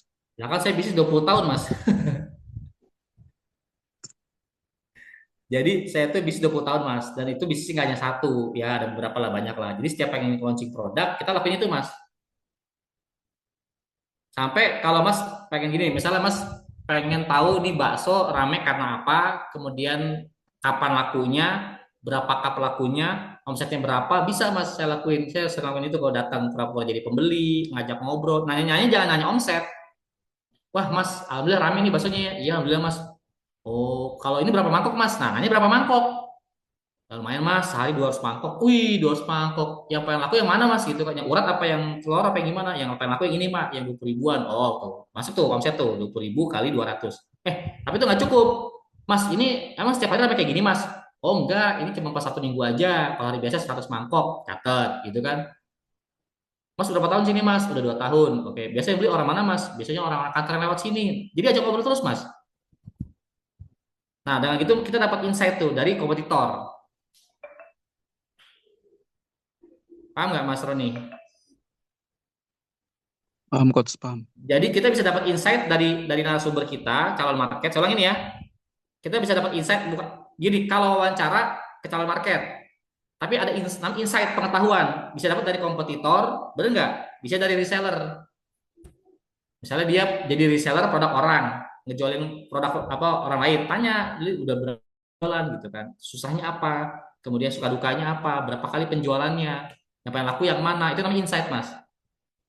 Nah, kalau kalian mau tambahin ya di file PPT kalian nih, boleh nih selain wawancara masukin insight. Insight itu nggak selalu harus dari target marketnya, ya bisa jadi kompetitor, reseller, atau orang yang berpengetahuan.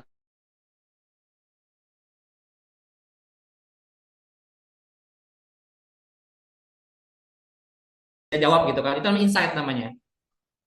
Jadi Mas boleh masukin itu ya, 10 narasumber calon target market, ingat ya, 10 narasumber calon target market. Kalau bukan target market, nanti jawabannya pasti bias. Misalnya Anda menjual jilbab, nanyanya ke cowok, masuk akal nggak? Anda menjual frozen food, Anda menjual misalnya hobi ikan cupang, wawancaranya emak-emak ibu-ibu, masuk nggak? Jadi wawancara pun, kalau wawancara tuh harus calon target market. Yang kita tuju siapa nih? Oh kita pengen jualan ke anak muda, wawancara anak muda. Anak muda yang level apa nih? Yang uang sakunya 10.000, 50.000, apa 200.000? Nah, nanti kalian makanya milih dulu calon marketnya dulu, baru lakukan narasumber wawancara. Paham nggak Mas Roni kira-kira yang lain? Makasih banyak, coach. Oke. Kak, terus yang di PPT Ideas testnya sudah jelas bahwa target market salah satunya adalah siswa. Setelah sesuai ternyata produk saya tidak relevan. Tadi udah ya? Tapi kebanyakan bukan mahasiswa. Ini yang Zaki tadi kan tadi udah ya? Atau beda lagi? Oke, Mas Abid, berapa kali sebulan beli kopi? Apa asal mereka berkunjung? Yang 5 brand berbeda, apa asal mereka mau balik lagi, dari mana mereka tahu produk kita, apa asal mereka mau beli produk kita. Sip, makasih Mas Abid. Nah, ini kayak gini ya, cakep nih. Kalau bisa wawancara 10 pertanyaan ya, jadi 10, minimal 10 orang, 10 pertanyaan. Kalau 15 masih oke lah. Jangan lebih dari 20. Takutnya orang risih kalau lebih dari 20. Oke, paham? Cukup Mas Andre atau ada yang lain lagi? Oke. Oh, mungkin karena keterbatasan waktu ya Coach, jadi kita cukupkan untuk materi hari ini ya. Terima Apa? kasih Coach Susda, terima kasih teman-teman semuanya. Sebelum kita foto bersama, saya ingin merangkum ya dari tadi apa yang dikatakan oleh Coach Susda ya teman-teman, bahwa uh, perlu kita ketahui bersama bahwa ide itu selalu bisa datang di mana aja gitu ya. Kita tidur, kita podcast, dan kita ngapain aja gitu. Cuma tadi Coach Susda juga berpesan bahwa idea is out of the box dan execution is inside the.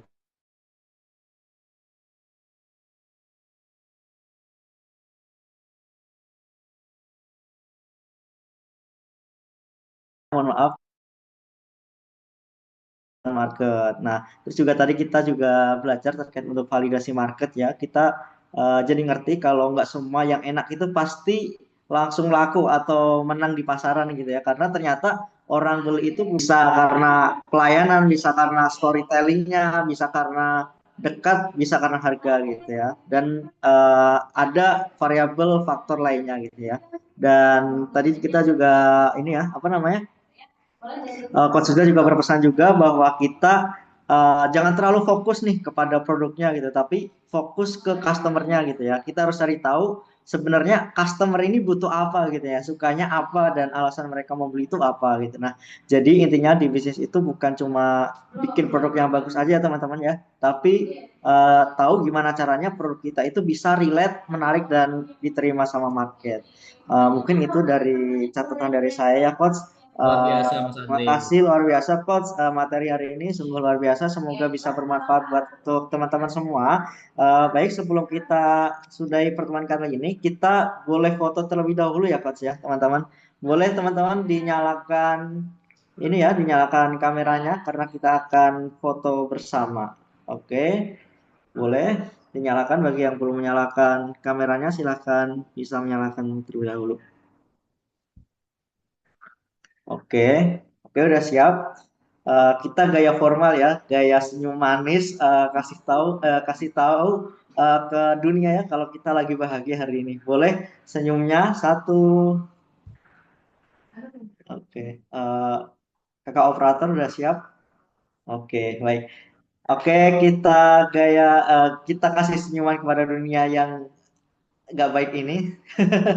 Semoga tetap selalu bahagia ya di dalam dan di luar. Oke, satu, dua, tiga, cheers. Oke, oke tahan ya, satu, dua, tiga. Oke, tahan. Oke, baik. Selanjutnya kita gaya apa lagi, Coach? Cuan kali ya, Coach ya. Cuan. Oke, sekali lagi. Oke, satu, dua, tiga. Oke. Dan kita masih ada gaya lagi yang terakhir, yaitu semangat gitu ya, biar kita tetap semangat ya untuk menghadapi realita kehidupan ya teman-teman ya. Boleh tangannya di kepala teman-teman, kita kasih semangat untuk diri kita dan masa depan kita. Oke, satu, dua, tiga, cheers. Oke, terima kasih Coach Susda atas waktunya. Terima kasih teman-teman sudah apa namanya sudah meluangkan waktu untuk apa namanya untuk ikut di masterclass ini ya teman-teman. Dan teman-teman selanjutnya kita akan masuk ke info action challenge ya yang akan Pamit ya. disampaikan oleh ya Coach. Mohon maaf Coach Susda boleh keluar dari Zoom. Oke, Baik. makasih semuanya. Sukses Oke, ya. terima kasih Thank you, Coach Susda ya. Thank you, Siap Coach. Coach. Semoga lancar semuanya ya. Baik, Coach. Assalamualaikum. Waalaikumsalam warahmatullahi wabarakatuh. Baik teman-teman, selanjutnya kita akan ada pengumuman terkait info action challenge yang akan disampaikan oleh Miss Salma. Miss Salma, apakah sudah terhubung, Miss? Halo, Miss Salma. Halo, Assalamualaikum. Oke, teman-teman, nanti kita akan banyak nih info-info terkait challenge yang akan disampaikan oleh Miss Salma. Kepada Miss Salma, saya persilahkan. Oke, baik. Sebelumnya saya mau make sure dulu suara saya sudah masuk belum ya? Sudah jelas? Sudah, Miss. Jelas ya. Untuk share screen-nya apakah sudah muncul? Sudah, Miss. Sudah. Oke, baik. Sebelumnya terima kasih banyak untuk Mr. Andre atas kesempatannya karena hari ini saya akan cukup banyak menjelaskan terkait action challenge khususnya tahap 2. Nah, Masya Allah, sebelumnya saya perkenalkan diri dulu. Saya adalah Salma dari tim panitia seleksi juga yang hari ini diberikan kesempatan untuk menyampaikan ke teman-teman semua terkait panduan atau apa aja sih yang akan teman-teman jalankan atau teman-teman lakukan di tahap 2 ini.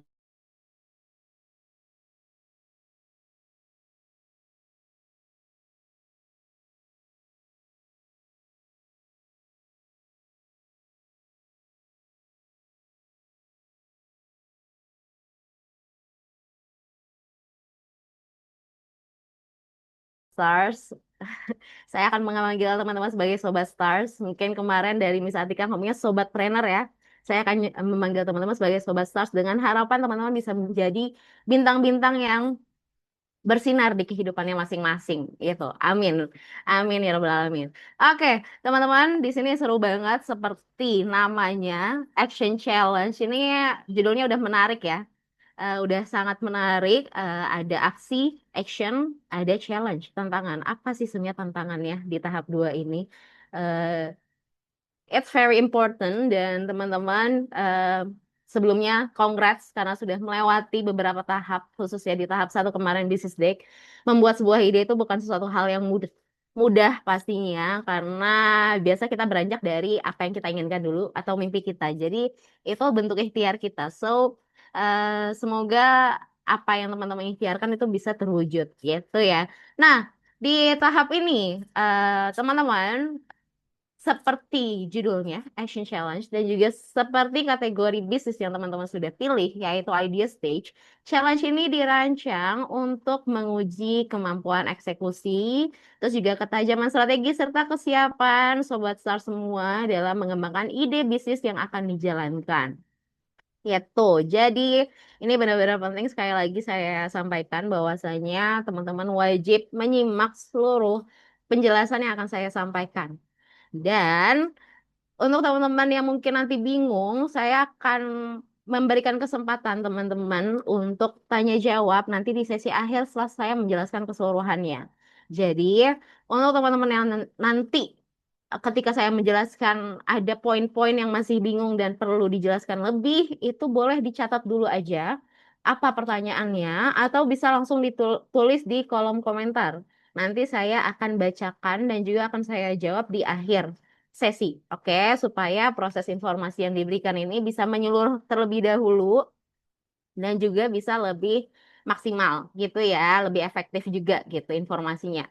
Jadi nanti kita akan sesi tanya jawab di akhir, so just type the question di kolom komentar apapun yang kalian bingungin supaya nanti teman-teman bisa menjalankan tahap ini dengan lebih baik. Nah, kita masuk ke timeline dulu teman-teman. Oh, sorry, di journey dulu. Teman-teman, juri teman-teman sudah sampai di tahap 2 yaitu Action Challenge. Kemarin teman-teman sudah melakukan pendaftaran, sudah melakukan business deck, sudah bertemu dengan narasumber yang Masya Allah, dan teman-teman sekarang berada di tahap Action Challenge.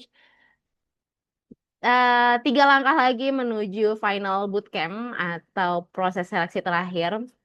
Jadi teman-teman udah sampai di sini itu sudah sangat Masya Allah ya. Dan seperti yang teman-teman tahu bahwasanya di tahap 1 belum ada seleksi. Seleksi itu hanya natural dari teman-teman yang belum mengerjakan business deck saja. Tapi kalau untuk teman-teman yang sudah mengerjakan business deck, maka akan otomatis masuk ke tahap 2. Gitu. Jadi teman-teman sudah berhak untuk melakukan atau mengikuti seleksi tahap 2. Nah, Action Challenge ini apa sih sebenarnya? Ini timeline-timeline penting yang harus teman-teman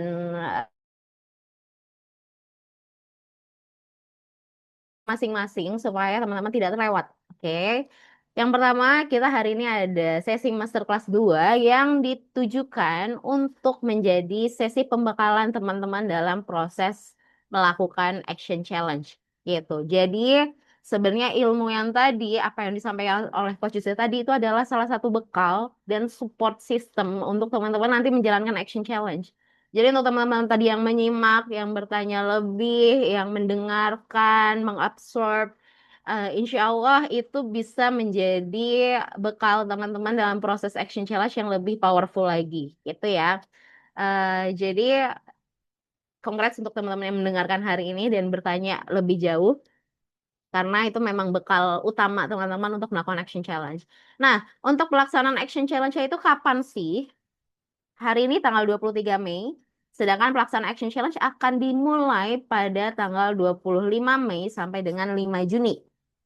Lumayan lama ya, dibandingkan durasi kita bisnis deck, ini durasinya lebih panjang karena kita tahu proses eksekusi itu tidak mudah, apalagi teman-teman harus bertemu langsung dengan orang gitu. Jadi kita akan start action challenge ini tanggal 25, yaitu di hari Senin nanti. Jadi nanti teman-teman silakan simak terus di grup terkait informasinya, kapan teman-teman sudah bisa start dan mulai menjalankan apa yang harus dijalankan.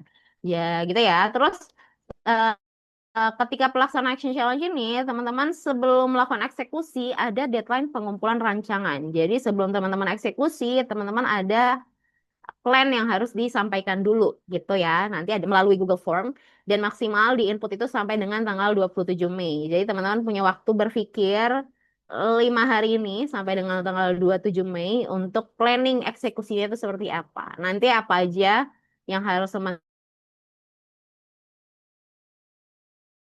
akan saya jelaskan nanti di akhir. Terus, pengumuman seleksi tahap 2. Nah, bedanya dengan tahap 1 apa, teman-teman? Kalau tahap 1 itu tidak ada proses penyeleksian. Penyeleksian itu tadi natural untuk mereka yang tidak mengerjakan bisnis deck. Sedangkan untuk di tahap 2 ini akan ada proses penyeleksian. Jadi kita akan melihat hasil action challenge teman-teman, apakah teman-teman layak untuk kita lanjutkan ke tahap 3 atau tidak. Teman-teman sudah wajib mengumpulkan laporan action challenge. Jadi teman-teman eksekusi, habis itu teman-teman nge-submit plan-nya, terus melakukan eksekusi setelahnya sampai dengan 5 Juni dan melakukan report gitu di tanggal 5 Juni. Apakah reportnya harus tanggal 5 Juni? Enggak juga. Itu maksimal deadline ya. Kalau misalnya teman-teman sudah menyelesaikan misinya atau action challenge-nya itu misalnya sebelum tanggal 5 Juni, itu boleh banget teman-teman sudah melakukan report. Gitu ya. Oke, yang terakhir, timeline terakhir adalah soal Resolusi Langit Challenge Award. Ini udah disampaikan juga oleh Miss Atika tadi di awal. Kita akan ada lagi reslang kedua di tahap 2 ini. Dan pengumumannya akan disampaikan di bootcamp, di final bootcamp. Jadi untuk teman-teman nanti yang lolos sampai dengan final bootcamp itu punya potensi atau berkesempatan untuk menjadi pemenang Resolusi Langit Challenge. Semoga teman-teman melakukan Resolusi Langit Challenge ini dengan ikhlas dan juga menambahkan keberkahan dalam proses teman-teman melakukan action challenge apa ya, seleksi ini ya di Star Planner khususnya. Oke, kita masuk apa sih itu action challenge? So, udah banyak di spill sebenarnya dari Coach Yusda, dari Miss Atikah, dari Mr. Andre, mungkin ya dari penjelasan sebelumnya terkait tahapan seleksi, bahwasanya action challenge di sini adalah praktek lapangan gitu. Jadi untuk teman-teman yang sudah membuat ide bisnis, ini saatnya membuktikan langsung ke market atau target market yang kalian sudah tuju di lapangan secara langsung. Membuktikan apakah ide bisnis kalian ini bisa dijalankan atau enggak sih? Bisa dikembangkan atau enggak sih? Nah, ini tahapnya gitu. Apa sih yang kami cari terkait penilaian di Action Challenge ini? Yang pertama ada keberanian eksekusi, kreativitas, problem solving, integritas, dan juga business mindset. Ini sama ya, keberanian kamu dalam menguji ide kamu langsung ke calon pembeli di lapangan atau ke calon customer kamu di lapangan. Kreativitasnya, kemampuan memanfaatkan keterbatasan menjadi peluang. Kita tahu bahwasanya setiap orang pasti punya keterbatasan source ya, keterbatasan banyak hal, entah itu modal, entah itu apa SDM, entah itu apapun itu.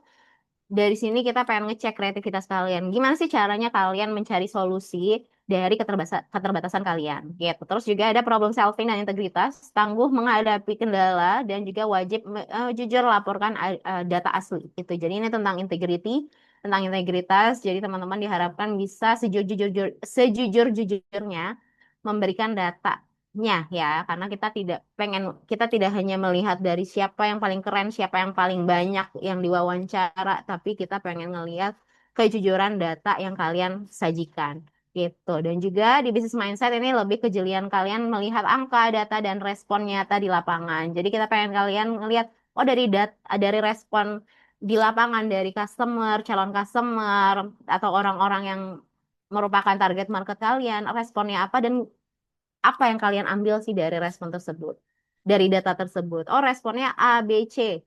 Analisanya apa dan kesimpulannya itu apa sih pada akhirnya? Itu yang kita pengen lihat. Gitu ya. Oke, lanjut. Misinya apa? Untuk yang ID stage, kita fokusnya ke ID stage aja karena teman-teman ada berada di kategori ID stage. Misi teman-teman di sini adalah memvalidasi ide bisnis kamu. Gitu ya, memvalidasi ide bisnis yang sudah dibuat. Gitu, yang sudah dibuat di tahap sebelumnya yaitu di bisnis deck. Jadi buktikan apakah ide bisnis kamu benar-benar dibutuhkan oleh pasar atau tidak gitu. Jadi nanti harapannya dari misi ini itu teman-teman bisa menjawab dan bisa menyimpulkan bisnis ini tuh emang punya potensi untuk berkembang atau enggak sih. Kalau pada akhirnya, oh ternyata setelah mendapatkan informasi di lapangan, ternyata bisnis ini kurang menjanjikan. Kurang menjanjikan karena apa? Silakan disampaikan dan juga apa yang perlu diperbaiki. Gitu. Itu silakan disampaikan. Jangan sampai kalian nyari data terus dimanipulasi bahwa saya bisnis kalian bagus. Enggak. Itu enggak kita cari. Kita carinya adalah benar-benar data real dan apa sih kesimpulan dari data yang kalian dapatkan. Gitu. Nah, targetnya apa? Tadi wawancara minimal 10 calon pembeli. Gali akar masalah mereka. 10 calon pembeli itu minimal ya, teman-teman. Semakin banyak data itu semakin baik gitu. Karena akan ada nilai plus di situ juga. Karena kita lagi proses validasi. Sebenarnya biasanya ada standar ya, tapi karena ini sebuah challenge, kita ada minimalnya, minimal 10 calon pelanggan. Jadi kalau kalian melebihi dari itu sangat luar biasa gitu. Dan yang kedua, buat dan tunjukkan prototipe bisnis kamu. Sampaikan ke mereka terkait visualisasi bisnis kamu dan minta feedback mereka gitu. Dan terakhir adalah catat respon mereka dari segi masalahnya sama dari segi prototipe. Jadi ada dua aspek yang teman-teman tanyakan. Masalahnya tuh benar-benar terjadi nggak sih di mereka? Ingat ya, di business deck itu ada poin apa sih masalah yang terjadi sehingga kamu memunculkan solusi dengan ide bisnis kamu ini gitu. Nah, yang kalian validasi, yang kalian cek itu adalah masalahnya. Benar nggak sih masalah ini sesuai dengan target market mereka? Oh, ternyata si A masalahnya nggak sesuai dengan apa yang aku asumsikan kemarin. Oh, ternyata si A tuh nggak butuh nih misalnya makanan yang sehat gitu. Contoh ya, misalnya ini makanan sehat. Oh, ternyata nggak butuh makanan sehat. Ya udah, teman-teman berarti bisa jadi tadi ada kemungkinan kita tuh salah target market, bukan salah produknya. Nah, ini yang nanti dianalisa berdasarkan respon mereka gitu ya. Itu. Oke, itu jadi misinya teman-teman. Teman-teman wajib mewawancara minimal 10 calon pembeli dan gali akar masalahnya. Buat dan tunjukkan prototipe bisnis kamu dan catat respon mereka. Oke, lanjut. Apa aja yang harus dilakukan? Ini juga tadi udah disampaikan sama Coach Yusda untuk membahas detail secara materi dan juga eksekusinya. Jadi tujuan dari adanya Action Challenge ini, khususnya di kategori ID Stage, adalah membuktikan ide bisnis yang kalian buat itu benar-benar dibutuhkan pasar atau tidak. Gitu ya. Jadi tahap ini teman-teman ada 3 hal yang harus dilakukan. Yang pertama membuat prototipe sederhana dulu. Tadi tidak harus sempurna, nggak harus yang udah siap beli, nggak perlu dalam bentuk banyak gitu ya, dalam jumlah banyak. Cukup satu, tapi at least orang yang melihat itu bisa tahu, oh bentuk produk kamu itu seperti apa sih gitu. Jadi silakan nanti teman-teman buat prototipe sederhana dari ide bisnis masing-masing yang bisa ditunjukkan ke calon pembeli dengan sesuai dengan target market teman-teman yang sudah dituliskan di bisnis day kemarin.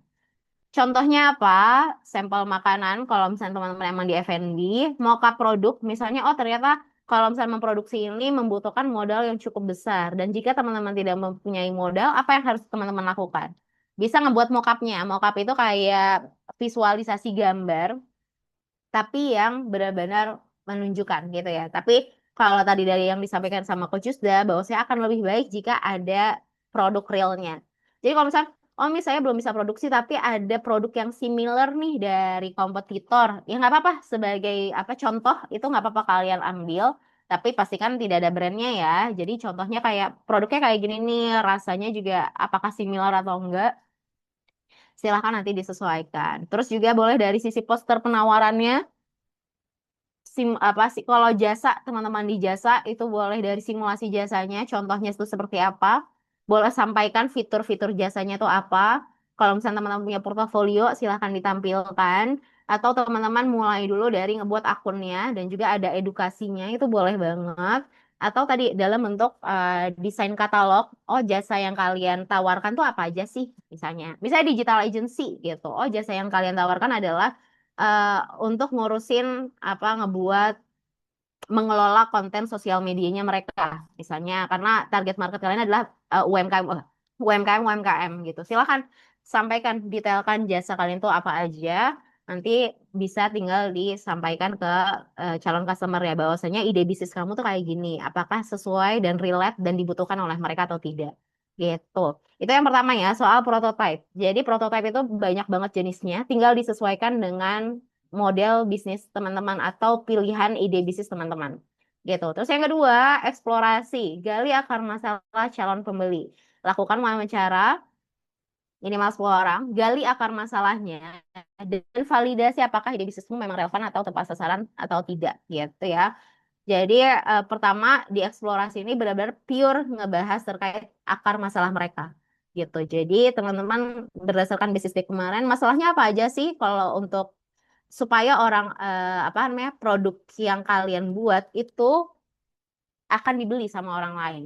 Berarti kan ada masalah tersebut kan. Oh misalnya menjual tadi makanan sehat. Ternyata masalah yang dihadapi sama calon pembeli adalah dia udah aware terhadap kesehatan dan juga dia punya urgensi untuk tidak mengkonsum makanan-makanan yang tidak bergizi gitu karena kondisi tubuhnya gitu. Nah, hal-hal itu kan sebuah masalah. Teman-teman harus validasi langsung di lapangan apakah itu benar nggak sih kenapa sih alasan mereka membeli makanan sehat terus kayak alasannya apa dari situ kan mulai muncul kayak oh iya saya itu punya masalah A, B, C. Nah dari situlah teman-teman analisa sesuai nggak sih dengan asumsi teman-teman di awal kalau masalah mereka itu sama dengan apa yang kita asumsikan gitu.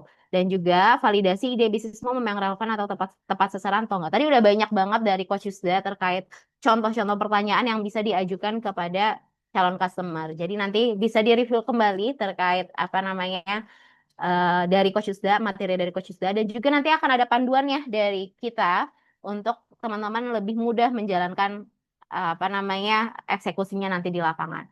Yang ketiga adalah validasi atau uji respon pasar. Nah, disinilah perannya prototype gitu. Kalau tadi teman-teman cuma wawancara soal masalah mereka aja.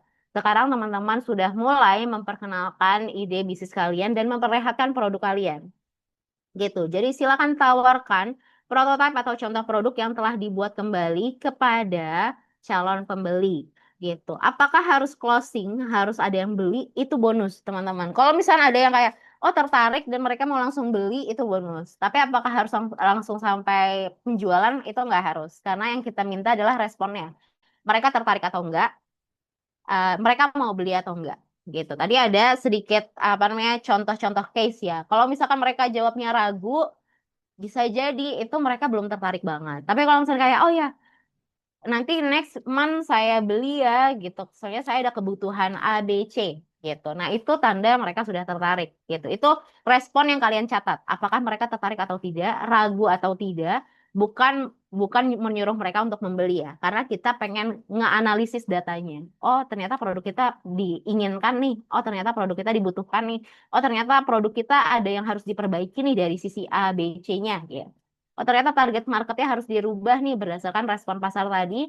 Atau ternyata ada hal-hal, oh packagingnya harus diperbaiki, rasanya harus ditingkatkan. Nah, itu nanti yang akan kita teman-teman analisa berdasarkan respon mereka.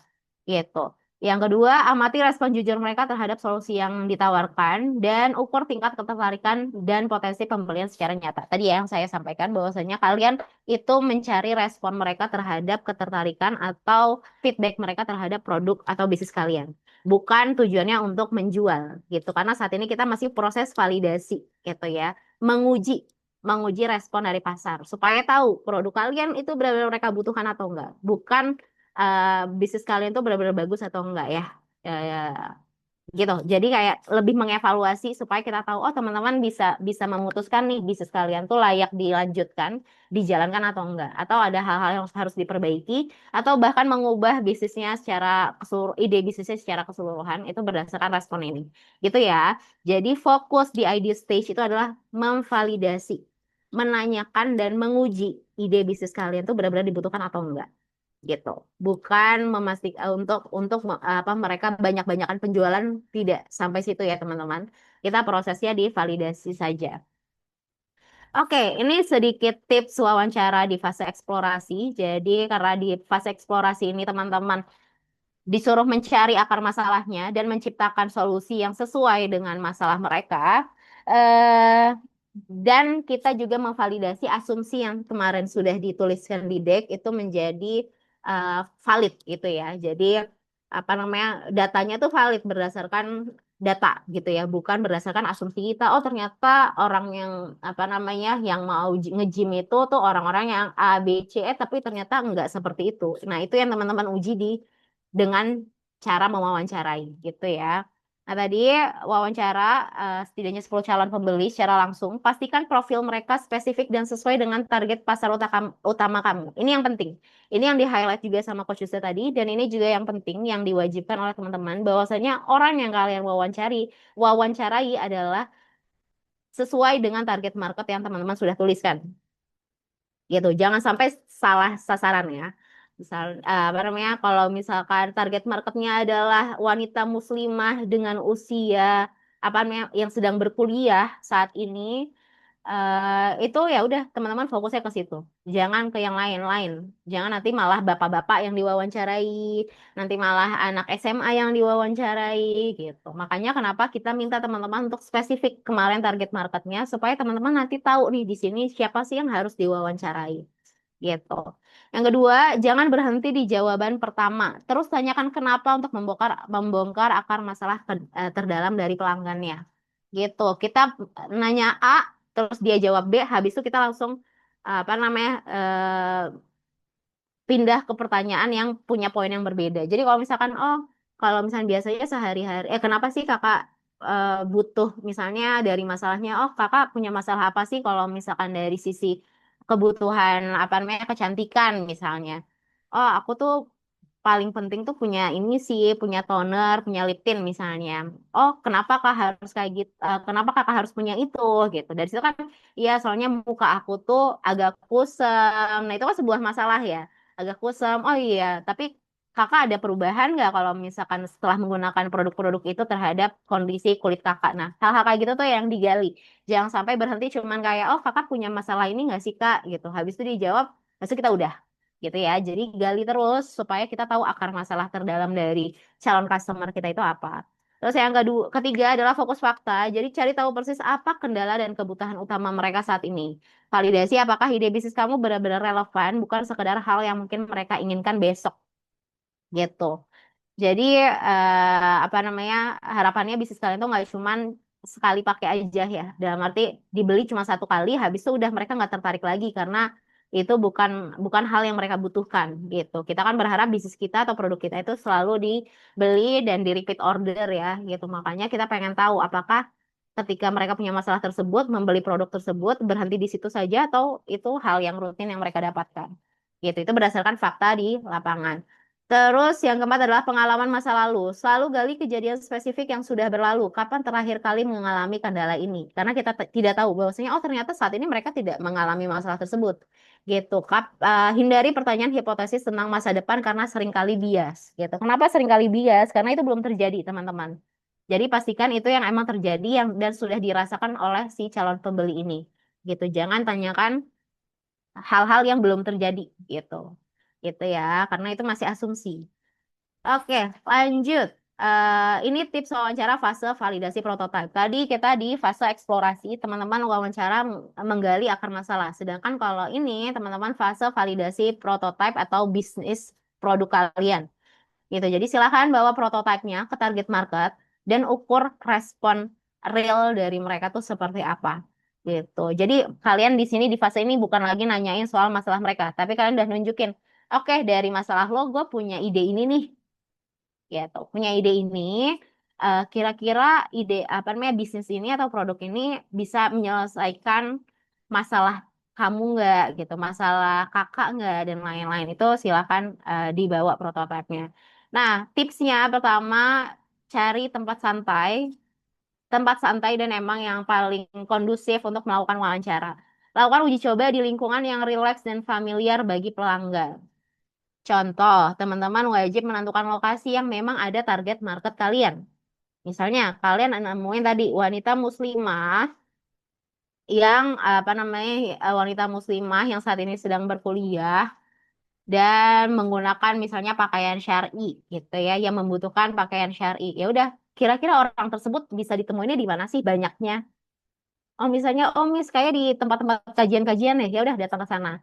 Oh Miss kayak apa namanya ada di kampus-kampus tuh ada juga lumayan banyak apa target market yang sesuai dengan spesifikasi tersebut. Ya silakan ke lokasi tersebut gitu supaya teman-teman mudah untuk menemui target market kalian.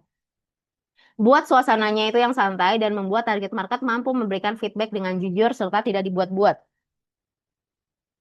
Jadi pastikan kondisi kondisi si target market ini ya, calon yang orang yang akan diwawancarai, apakah mereka saat itu lagi kondusif kah, lagi santai juga kah? Jangan lupa minta izin dulu terlebih dahulu untuk izin ngobrol sebentar. It's okay kalau apa namanya kalau misalnya kalian lagi bilang lagi kita lagi melakukan apa namanya wawancara itu it's okay. Yang penting teman-teman izin dulu dan emang mereka bersedia untuk diwawancarai dan pastikan kondisinya tempatnya kondusif untuk melakukan wawancara sehingga mereka bisa memberikan respon yang maksimal. Gitu. Terus yang kedua, biarkan mencoba sendiri. Berikan prototipe sederhana kamu berupa sampel makanan, sampel produk, atau mockup produk, desain katalog, atau poster penawaran tanpa panduan panjang lebar. Jadi silakan diperlihatkan dulu aja gitu ya.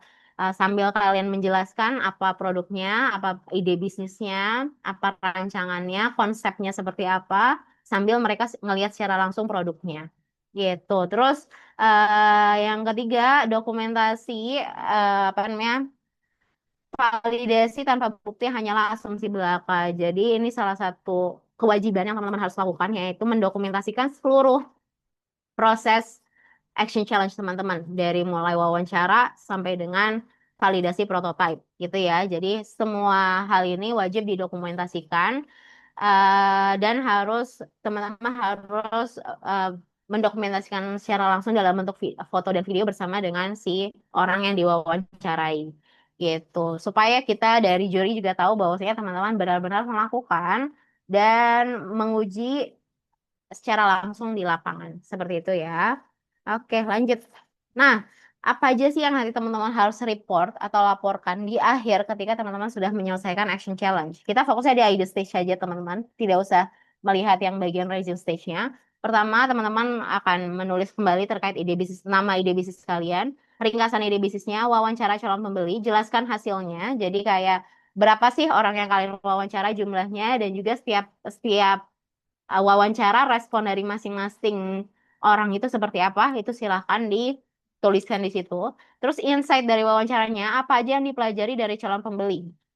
Gitu. Contoh misalnya, oh dari si A ngasih feedback seperti apa, terus insight dari itu apa? Apa yang dipelajari dari situ? Oh ternyata berdasarkan respon dari si A, ternyata produk saya itu A, B, C. Insight dari wawancaranya. Terus deskripsikan prototipe produknya atau contoh produk yang dibuat. Apa sih yang kalian bawa ketika bertemu dengan si orang yang akan diwawancarai gitu. Jadi di sini dituliskan apa aja yang kalian bawa. Oh, yang kalian bawa adalah si apa namanya produk misalnya si makanan. Saya donat tadi ya, donat. Habis itu ada juga apa price listnya. Kalian juga ngebawa price listnya. Nah, silakan media-media apa aja yang teman-teman bawa pada saat wawancara gitu. Dituliskan di sini. Terus bukti prototipe ya. Jadi prototipe yang kalian udah bawa itu silakan cantumkan nanti di link di reportnya gitu, fotonya, videonya atau linknya. Terus hasil market testingnya, berapa orang ditawarkan dan responnya seperti apa. Terus jumlah orang yang tertarik mau membeli itu berapa orang dari yang kalian wawancarai. Gitu ya. Pelajaran yang didapat dari challenge ini dan rencana perbaikan ide bisnis berdasarkan data yang sudah teman-teman dapatkan dari hasil wawancara. Gitu. Itu untuk report yang harus teman-teman laporkan nanti di akhir ya setelah teman-teman melakukan wawancara. Oke, ini sedikit informasi atau tutorial dari mana sih nanti teman-teman akan mendapatkan informasi detail lagi terkait panduannya, termasuk panduan eksekusinya. Tadi kan saya sudah sampaikan bahwa kita akan mempersiapkan panduan eksekusi supaya teman-teman nggak bingung apa aja sih yang harus ditanyakan, apa aja sih aspek yang harus dilakukan, itu nanti akan ada panduannya di sini. Jadi silakan seperti biasa login ke akun websitenya masing-masing. Habis itu masuk ke dashboard seperti biasa, akun Starpreneur-nya dan juga klik report action challenge. Di sini ada nanti di bagian bawahnya itu poin apa namanya kotak ya, kotak report action challenge untuk ngasih reportnya. Lanjut, di sini tuliskan report sesuai dengan instruksi. Di sini udah ada pertanyaan-pertanyaan dan teman-teman wajib menampilkan di sini semua, gitu, dan melaporkannya di sini. Oke, terus jika sudah diklik update ya untuk teman-teman yang sudah melakukan laporan di website Starpreneur. Nah, penilaiannya apa aja sih di sini, khususnya di tahap 2, teman-teman akan dinilai berdasarkan evidence atau buktinya, bukti misinya. Jadi tadi ya lampiran-lampiran bukti itu wajib banget ada karena itu menjadi salah satu penilaian.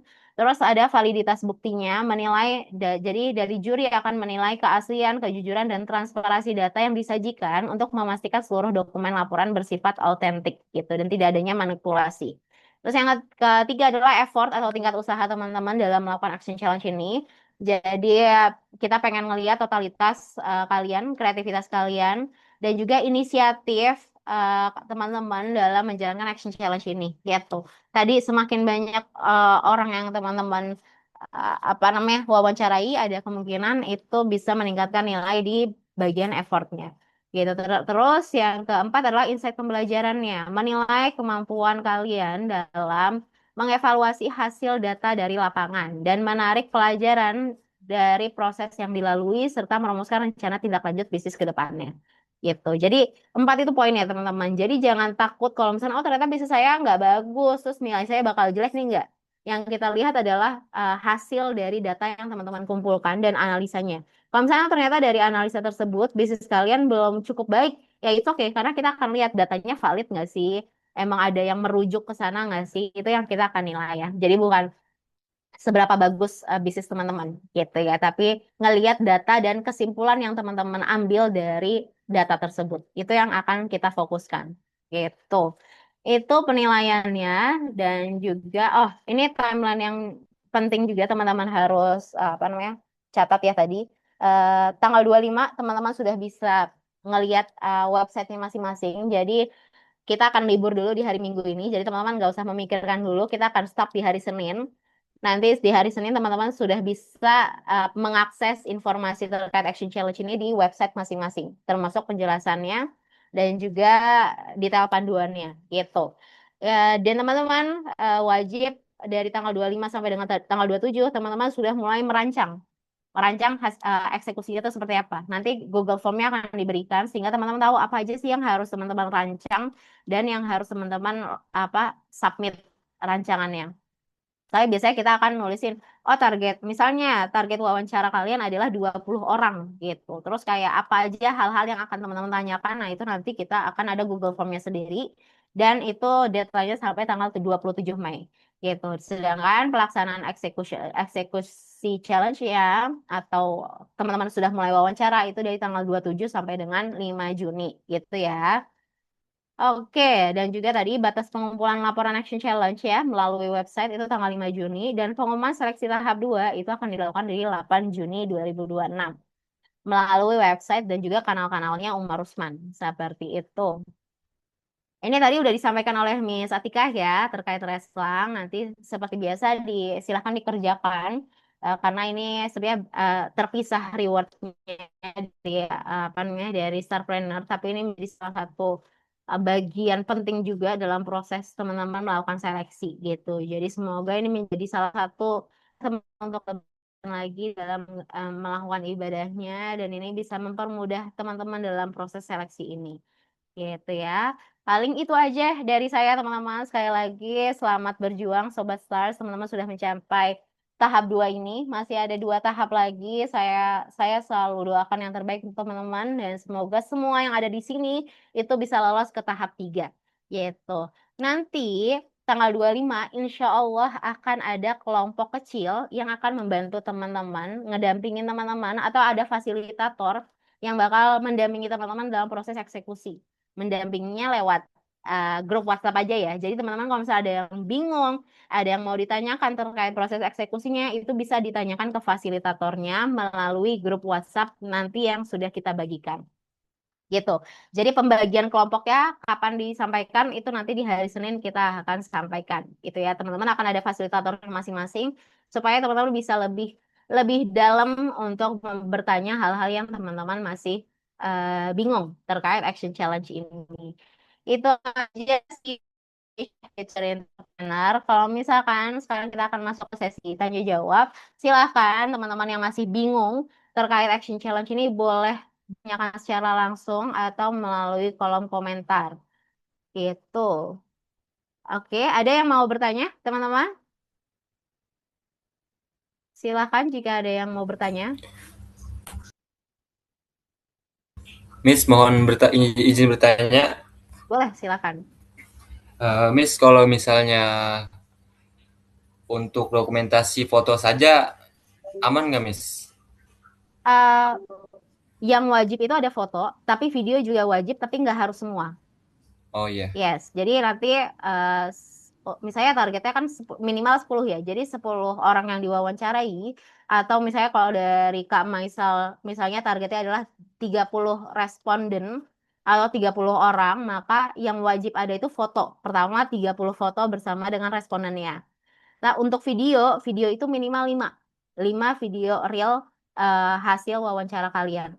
Gitu. Jadi nggak harus semuanya. Jadi teman-teman bisa lebih mudah kira-kira mana sih yang bersedia divideokan atau enggak. Jadi nggak harus kalau video, nggak harus semua video, tetap harus ada video, tapi nggak harus semuanya, gitu. Iya. Baik, Miss. Untuk Ya. video ada minimal durasi atau enggak ya, Miss? Nggak harus. Yang kita pengen lihat adalah kalian tuh benar-benar ngelakuin wawancara. Jadi misalnya kayak, oh, ini saya wawancara cuma 1 menit, ya nggak apa-apa, berarti 1 menit aja. Tapi ini saya wawancaranya cukup banyak nih, 30 menit. Tapi kayak kalau 30 menit ini, size-nya terlalu besar, saya nanti edit-edit dulu deh, gitu. Jadi, it's okay, berapapun durasinya, yang kita akan lihat adalah kontennya. Kalian tuh benar-benar melakukan wawancara atau enggak, gitu. Oke, Miss. Terima kasih aja. Sama-sama. Ada lagi teman-teman? Oke, dari Rania boleh? Halo Miss, mau Halo. tanya. Kan dari penjelasan ini berarti kan kita harus one on one ya dengan narasumbernya langsung.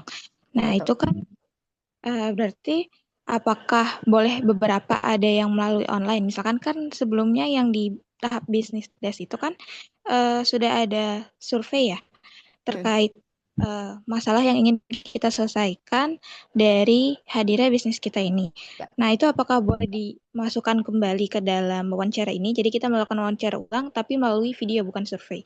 Kemudian untuk tadi kan harus ada bukti video ya. Kalau misalkan ada bukti audio saja dengan foto apakah boleh? Jadi tidak pakai video. Oke, baik, pertanyaan bagus ya. Ternyata di sini mungkin ada beberapa yang dulu pernah menjalankan bisnis tapi lagi vakum, tapi punya calon pelanggan yang lama ya. Jadi it's okay banget kalau misalnya teman-teman punya pelanggan lama yang saat ini bisnisnya sedang vakum dan mau mulai lagi, itu boleh di reach out lagi pembeli yang lalu supaya melakukan survei kembali kayak gimana perasaan mereka ketika menggunakan produk kalian, itu diperbolehkan. Apakah boleh dilakukan secara online? Boleh banget. Yang penting ada buktinya teman-teman dan real. Kita pengen tahu benar nggak sih yang kalian wawancara itu sesuai dengan target market kalian dan ada buktinya. Bukti dalam bentuk foto. Kalau misalkan emang kalian dalam bentuk misalnya teleponan, itu boleh banget juga. Oh, ternyata ada dari teman atau saudara kalian yang sesuai dengan target market. Gitu. Itu diperbolehkan banget untuk pakai audio. Yang penting ada rekamannya. Ya, boleh ada, yang penting ada rekamannya dan dicantumkan nanti pas sebagai data pendukung yang akan dilampirkan sebagai bukti, itu boleh gitu. Tapi kalau kita dari kami, karena kalau misalnya akar masalah validasi eksplorasi, kalau di tahap eksplorasi itu it's okay banget kalau misalkan masih dari sekitar kalian, tapi yang sesuai dengan target market kalian. Tapi akan lebih baik biasanya data itu akan lebih valid kalau misalnya kalian nggak kenal dengan orangnya. Biasanya ya, berdasarkan case di lapangan, biasanya data itu lebih valid ketika kita bertanya langsung ke orang-orang yang tidak kita kenal. Gitu, karena biasanya kalau misalnya orang yang kita kenal ada bias. Tapi kalau misalnya yang mau divalidasi adalah akar masalahnya, itu masih is okay banget gitu. Jadi apakah boleh dilakukan online? Boleh, kalau misalnya mau via Zoom, boleh banget juga gitu. Yang penting ada buktinya dan apa aja yang kalian tanyakan pada saat wawancara ataupun survei tersebut gitu ya. Ada lagi yang mau ditanyakan Rani? Atau sudah cukup menjawab? Sudah cukup ya, Mas. Sama-sama. Ada lagi teman-teman? Ada yang masih bingung?